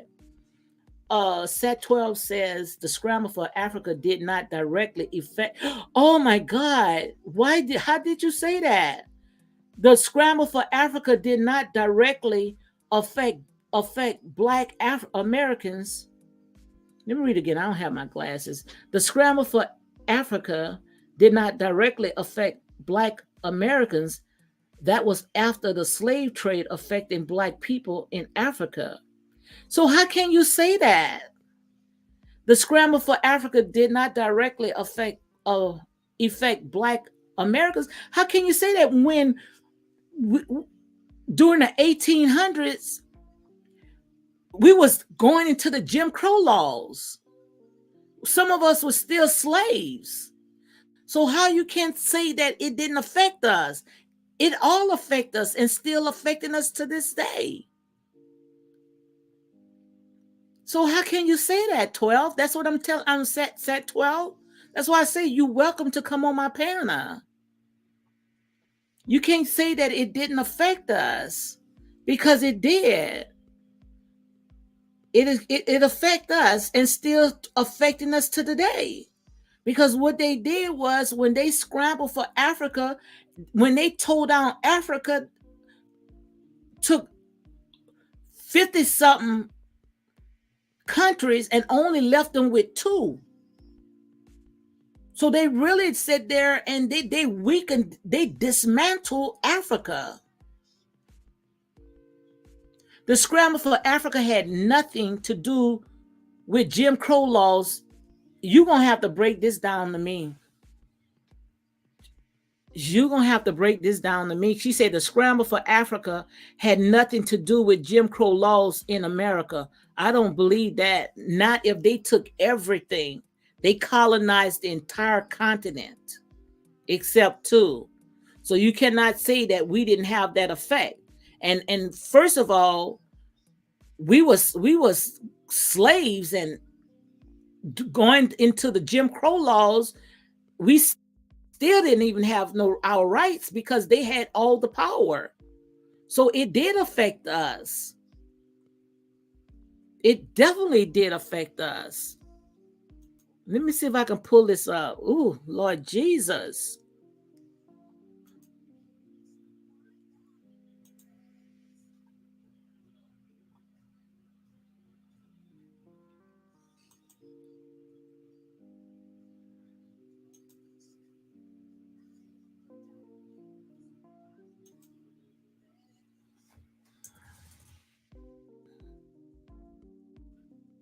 Like I said, you are welcome to come on. I don't know why you don't want to come on. So, like, if you have any, like I said, iron sharpen iron.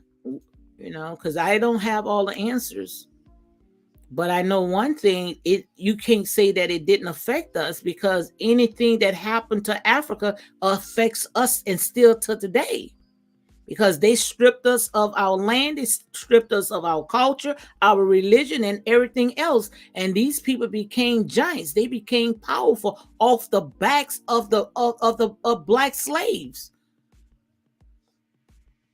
And even if they was not enslaved, they said they would incarcerate prisons and had these people do free labor, and still today, counted like sheep for the slaughter. So I don't understand that.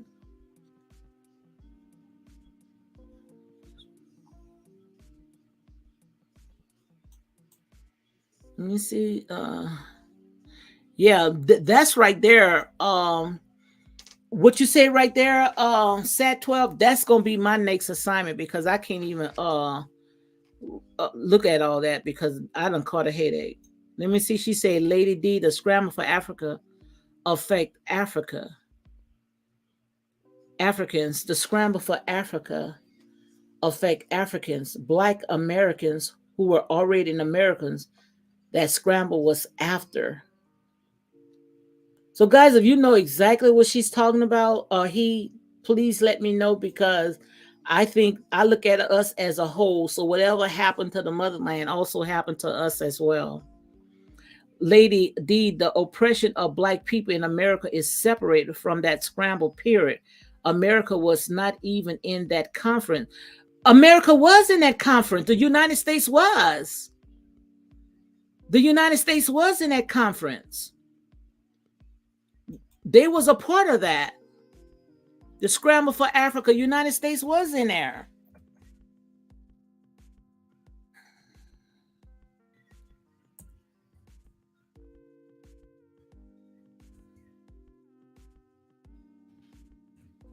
They was smack dab in it.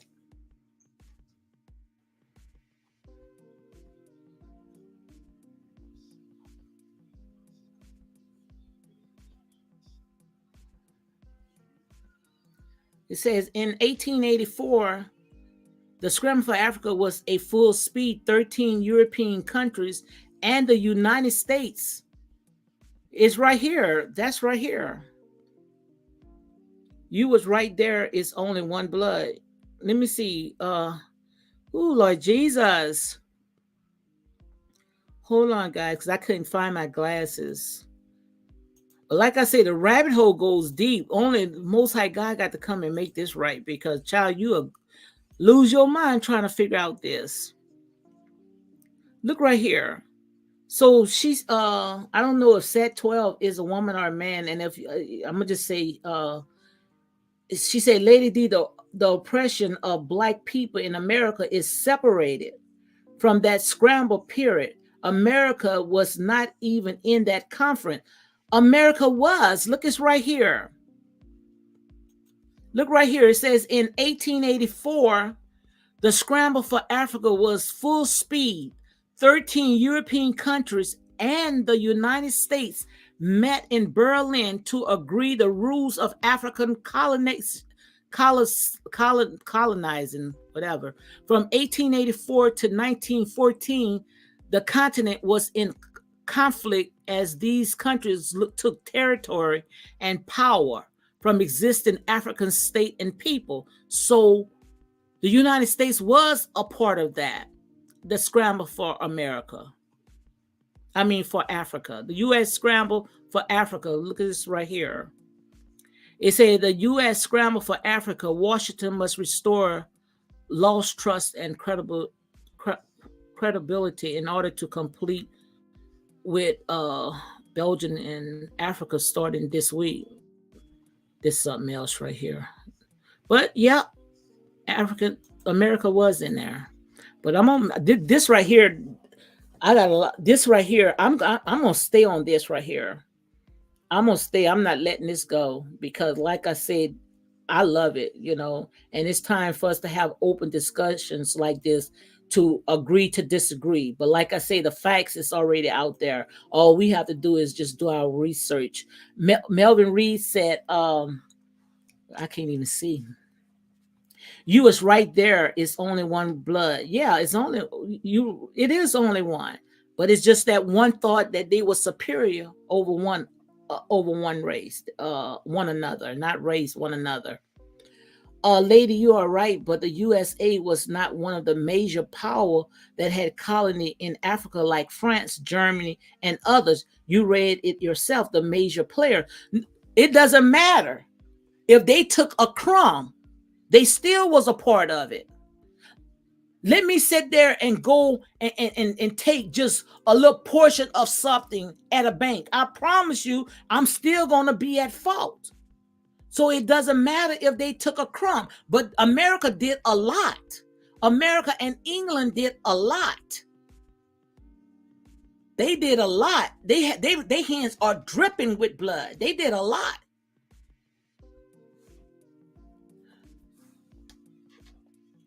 So yes, they did. They did a lot. America hands, it was in it, smack dab in the middle. At that time, shaking hands with the Russians and everybody else, just to scramble for Africa. They thought that was a playground. Let me see. I can't find my glasses. Let me see. Right here. Let me see what America took. He got it right here. Let me see what America took. A lot. A lot. All these companies that have profit off the back of slaves, America would not be what America is today if it wasn't for the backs of slaves, the blood and sweat of slaves. America would not be the greatest country in the world if it wasn't for slaves. We built it all off of the backs of our ancestors. So cut the check. Cut the check. And guys, I am very serious about this. It might look like I'm playing, but I'm very serious about this.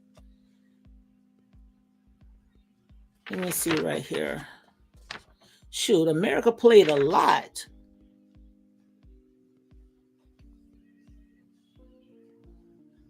Let me see what America. She was right, sisters. Stay on your porch. You was right, sisters. Lady, you are right, but yeah, but sure, I know. Like I said there and say, don't take a child to figure this out. America took a lot. Europeans and America hands taking resources. Europeans and American hand taking resources out of Africa did not directly affect Black Americans who were already in America by the slave trade, which had ended in 1865. The Berlin Conference is in 1884. This don't make sense at all. Europeans and American hands taking resources out of Africa did not directly affect Black Americans who were already in America by the slave trade, which had ended in 1865. The Berlin Conference is in 1884. So I don't understand why she's saying that, or that it did not affect Black America. Because first of all, when did we have it easy? We never had it easy. It's not like while they was out there plotting, whether they was in Berlin, that we had it easy. Most likely we was sitting there on the plantation. And if we wasn't on a plantation, we was sitting there being run down like sheep for the slaughter. So it's not like we had a party going on. So whatever happened, you see what I'm saying, or didn't happen, we know one thing, that our people sitting there was not partying or being a part of this great America. We didn't have a piece of the pie. We still don't have a piece of the pie today. Black people, long as we've been here since the 1600s. And we are now in the 21st century, and we only own 2% of business in this world. 2% in the United States. Come on, guys, help me to make this make sense. This don't make sense at all. This don't make sense at all. We still counted like sheep for the slaughter. It's just that now we're not on a plantation. Our people are incarcerated. It's just a modern day slave plantation. You was right, sister. Yeah. Let me see what this one say. Europeans and America hands. Oh, I already read that. But like I said, guys, you can't say that whatever whatever affect Africa, it affects us, because we are Africa. We are the mother. That's our motherland. So when my brother hurt, we should all hurt. So when they went in and they colonized and scrambled for Africa, took half of them out, clean our people out, that affect us as well. Because trust me, we wasn't in America having a house party.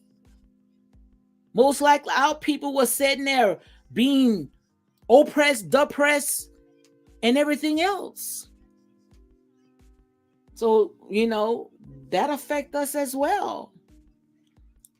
And that's why we have to have open discussions, of topics like this.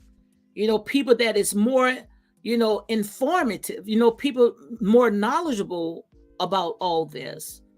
But if we don't want to talk about it, quite obvious, we would never know the truth. And they don't want us to know the truth. Because long as we entertaining these people, that's good enough for them. But when you get people that's trying to rightfully divide the word of truth, trying to wake our people up, trying to able to live together in harmony, you're gonna have a problem, because they don't want that. They saying that they looking for us to come together in unity. No, they're not. Long as we entertaining them, if you're not playing sports or making some type of money for them, you're gonna have a problem. And this generation, like I said, enough is enough. They're not gonna take it. And whatever effect, when they was scrambling for Africa, how they colonized the entire Africa, divided against every last one of them, every country, America was included a part of that. America had their hands in it as well. I don't give a care if they took 1/4 of the pie. They still had their hands in it.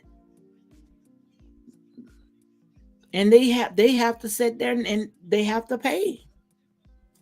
Because I believe that judgment is falling. And that's what I'm going to go ahead and I'm going to make sure that I do some more research on that. I'm going to make sure that's going to be my next video right there.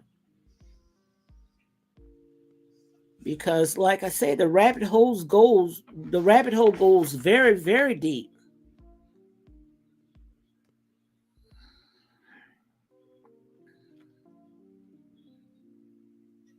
And then right here it says, and this facts, the first British ship to take America's slaves was the good ship Jesus. And I read that. And that's what got America on board, There's a lot of stuff. This goes deep, very, very deep. But America hands is just as dripping, just like anybody else. And that's why I said, we got to stop,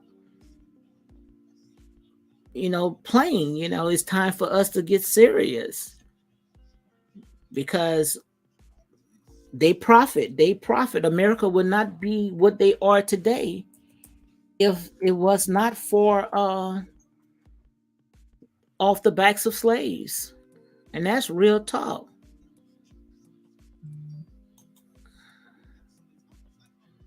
The United States actually look right here. I'm reading this part right here.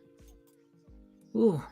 And after this, I'm gonna leave in 5 more minutes because I caught a headache. Ugh.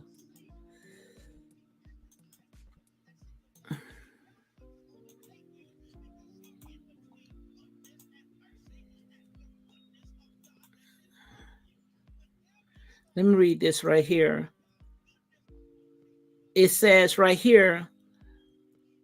So this affected us. This affected whatever happened to our people, whether is in Africa, with the North Pole or whatever. It's still our people. And America played a major part in it, the scramble for Africa. Look right here. It says the United States actually participated. So they participated in the Berlin Conference, which dealt with the scramble of Africa. Right here, it says the United States actually participated in the Berlin Conference, which dealt with the scramble for Africa. However, it was not itself interest in building a colony empire in Africa. America did not really see itself as an imperial power at that time. At that time. But we already know we are the evidence right now of what they did. So if they didn't build colonies at that time like the Britons did, we still know that they benefit off it because we are the product of it right now.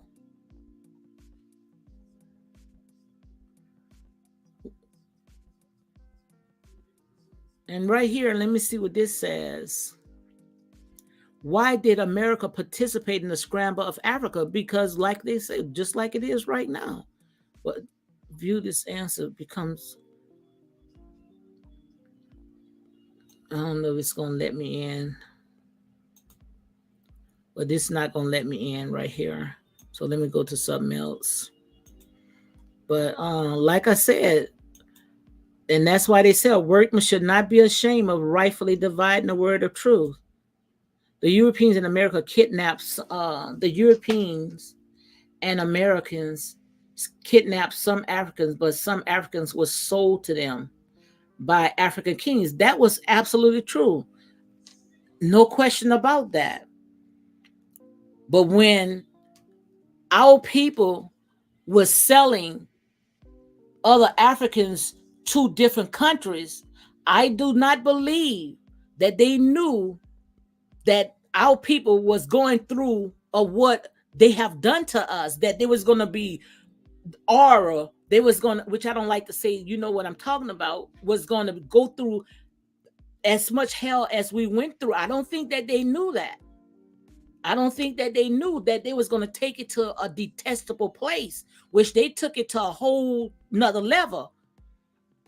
And it's already more stories where America was still having slaves when slave was over with. And in the 21st century, they still was finding slave plantations where they had slaves still on plantations working in cane fields and cottons. And I know all about that because I'm right here from Louisiana. So I know. So they have benefit. And even if other Africans sold other Africans, I don't think that they sold them to have what had happened to them. Ain't no way in the world. No way in the world. And that's where greed came out. Greed came. Greed came. When they did all that, they went back and came after them. And that's why they overturned the entire continent because of greed. But like I said, there's a lot of stuff that they gonna have to repay back. Trust me. And it was a somebody, I don't know who it was from Africa. They apologized, because what happened was, especially America took it to a detestable level.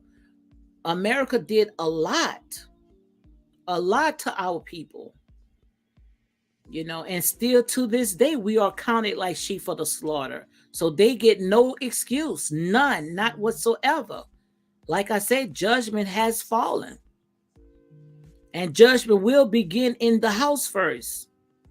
And that's right here. Babylon is falling.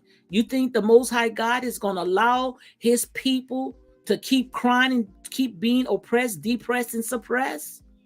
Counted down, like I say, sheep for the slaughter? No. Enough is enough. And all this happened because of greed and power.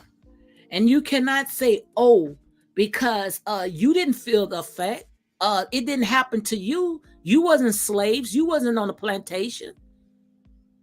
Well, I may have not been on a plantation, but I still know that the residue is still there. As you can see, the residue is still there.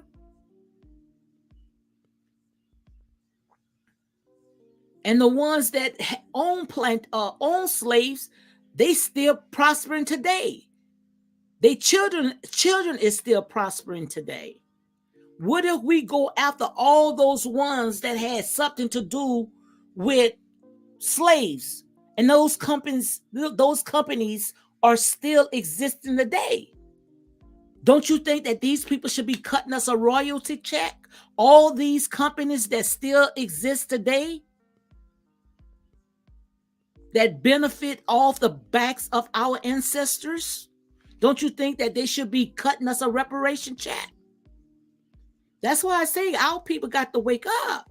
It's time for us to wake up. Stop buck dancing for these people.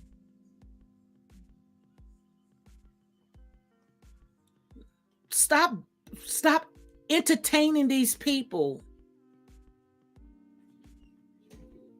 And I'm not sitting there talking about everybody. I'm talking about these greedy, wicked people that's in high places. That's who I'm talking about.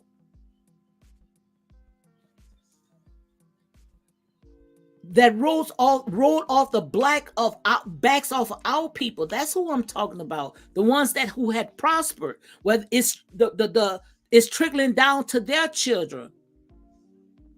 But it's time for us to go after those companies as well.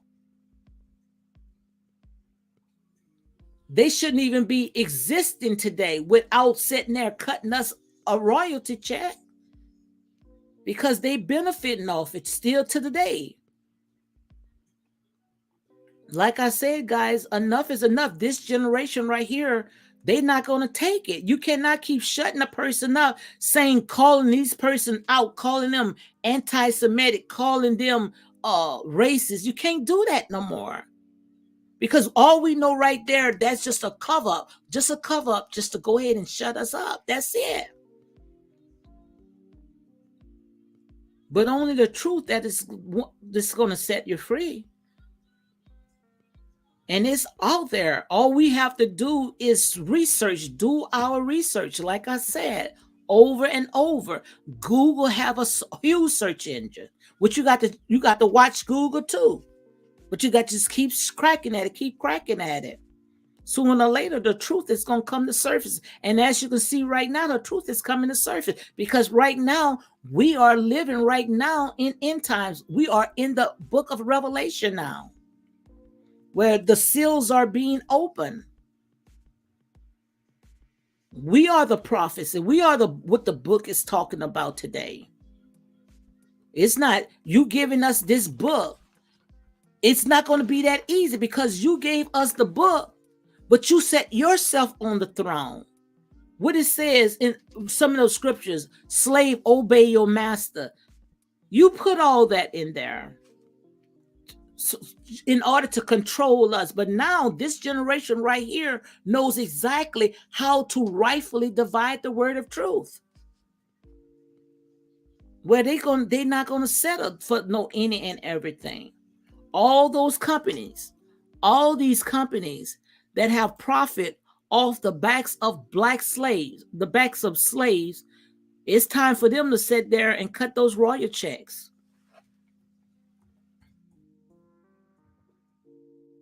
Let me see if I can go ahead and call out a few of them. Cut the check.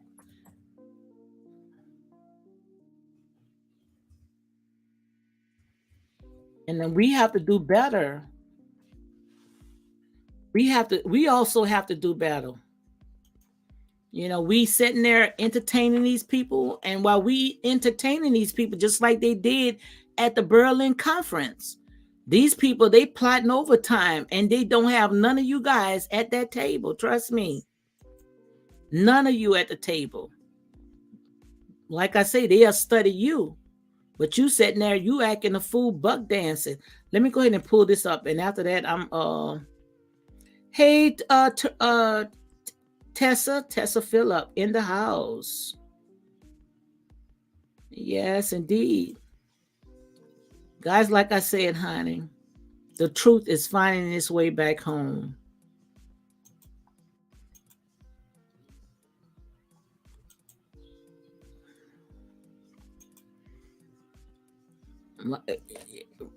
It's just a thing about it is that we didn't want to work together. Because like I said, it was only one race, and that was not even a race. We was human beings. But we allowed the love of money, greed, to divide us, to separate us, to think that we are superior over one another. But look at this right here. These are the companies. I'm just naming 15 major companies you never knew profit from slavery.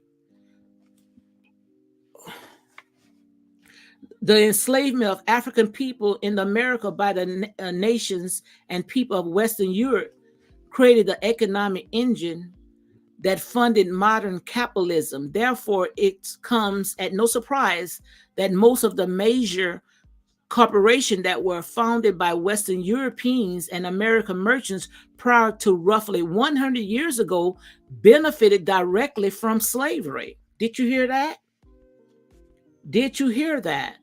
Lehman Brothers, whose business empire started in the slave trade, recently admitted that part in the business of slavery, according to the Sun Times, the financial service firm acknowledged recently that its founding partners owned not one, but several enslaved Africans during the Civil War era, and that in all likelihood is profiting significantly from slavery. This is a sad part of our heritage. We deeply apologetic. Like I said, you can apologize all you want, but like I said, you still prosper, you still benefiting. We need more than apology.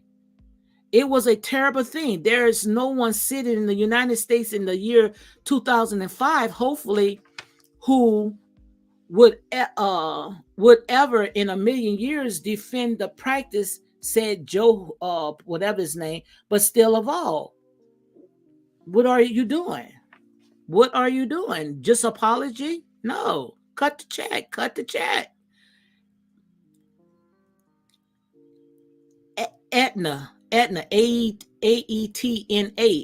the United States largest health insurance, apologize. See, that's what they're doing. Apologize. Cut the check. Cut the check.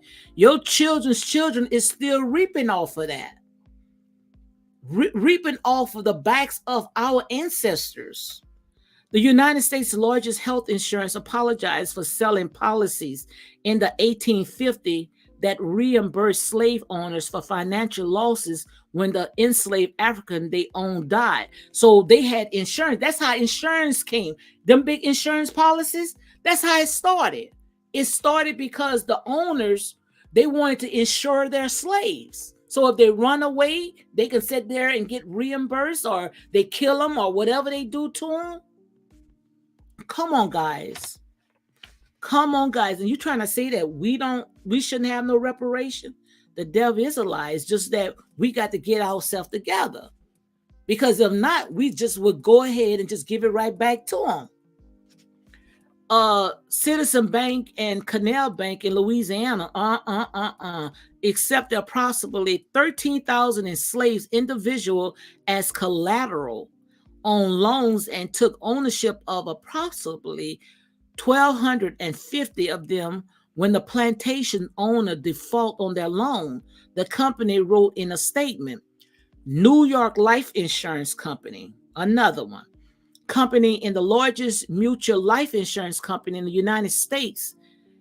They also took part of slavery by selling insurance policies on enslaved Africans. According to the USA Today, evidence of 10 more New York life slaves policies comes from an 1847 account book kept by the company of Natchez, Mississippi agent.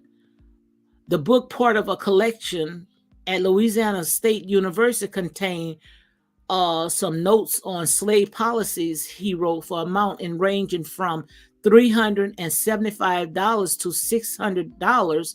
A 1906 history of the New York Life says 339 of the company's first 1,000 policies were written on the lives of slaves. U.S. Today report that WACHOVIA Corporation, now owned by Wells Fargo. Oh my God, did you hear that? Wells Fargo has apologized for its ties to slavery and disclosing that two of its historical predecessors own enslaved Africans and accept them as payments. Wow. On behalf of the Washable Corporation, I apologize to all Americans and especially to African Americans and people of African descent, said Ken Thompson, Soviet, whatever, WACHOVIA chairman and chief executive officer. In the statement released late Wednesday, we are deeply saddened by these findings. Now, come on, Wells Fargo, you can do it better than that. Now, we need more. We need more than apology. Make it easy for our people. And why would we want to get loans? You know, give us a royalty check. That's what I'm looking at, a royalty check. You know, you go to Wells Fargo, most likely the interest probably be sky high, just being back into financial bondage. So that's not no help. Cut the check. R.M. Rothschild and Sun Bank in London, wow, was linked to slavery. The company that was one of the biggest names in the city of London had previously undisclosed links to slavery. And if I'm not mistaken, ain't that the one that Candace Owens, her husband, he's related to this family? The slave in the British colonies. And we know that the Britain, England, they did a lot. You know, they did a real lot. They still got some of our artifacts still in their museums. Documents seen by the Financial Times have revealed that Nathan Myers Rothschild, the banking family, 19th century patriarchs, named his first personal gain by using enslaved African as collateral in dealing with a slave owner. Norfolk Southerners also has a history into the slave trade. The Mobile and GIRARD company, which is now part of Norfolk Southern, offers slaveholders $180 to $3,379 today a piece for enslaving Africans. They would rent to the railroad for 1 year, according to the Ruckus, the center of Georgia. Another company aligned with Norfolk Southern Line today value its slaves for $31,303, $663,033 today on Rucket. US Today. Wow, US Today and US Today, it still exists today, man. These companies I'm talking about right now still exist today. Has found that their own parent company, EW's Scripps and Granite, has had linked to the slave trade. This is evidence that Fleece Boston involved from an early financial institution, Providence Bank, founded by John Brown, who also a slave trader and owned ships used to transport enslaved Africans. The bank financed Brown's slaves' voyage and profit from them. Brown even reported a help chart with become Brown University. CSX. Now I see CSX all the time on those cargoes, those trains that's passed by my home. Use slave labor to construct portions of some U.S. rail lines under the political and legal system that was in place more than a century ago. Two enslaved Africans who the slave rented was identified as John Hendry and Reuben.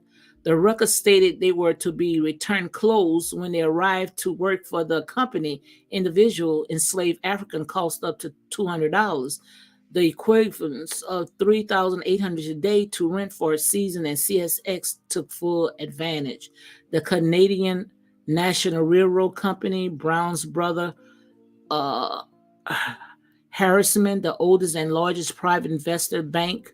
Dang, look, like I said there and say, guys, the Bible said there and say that the Most High God, like I say, He gonna reveal all this stuff to us right now.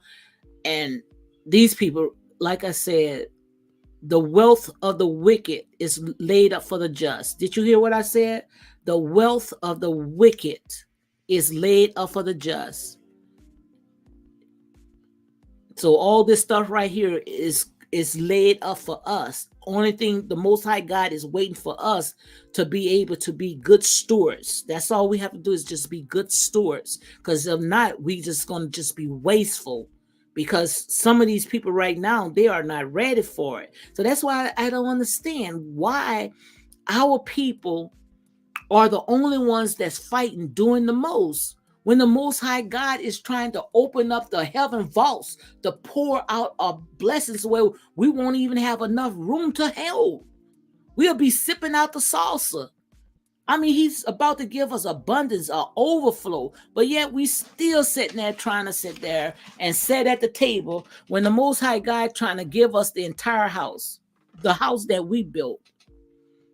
Brown's brother Harriman is the oldest and largest private investment bank and security firm in the United States, found in 1880. U.S. Today found that the New York Merchant Bank of James and William Brothers, currently known as Brown's brother Harriman, owned hundreds of enslaved Africans and financed the cotton economy by lending millions to Southern planters, merchants, and cotton brokers.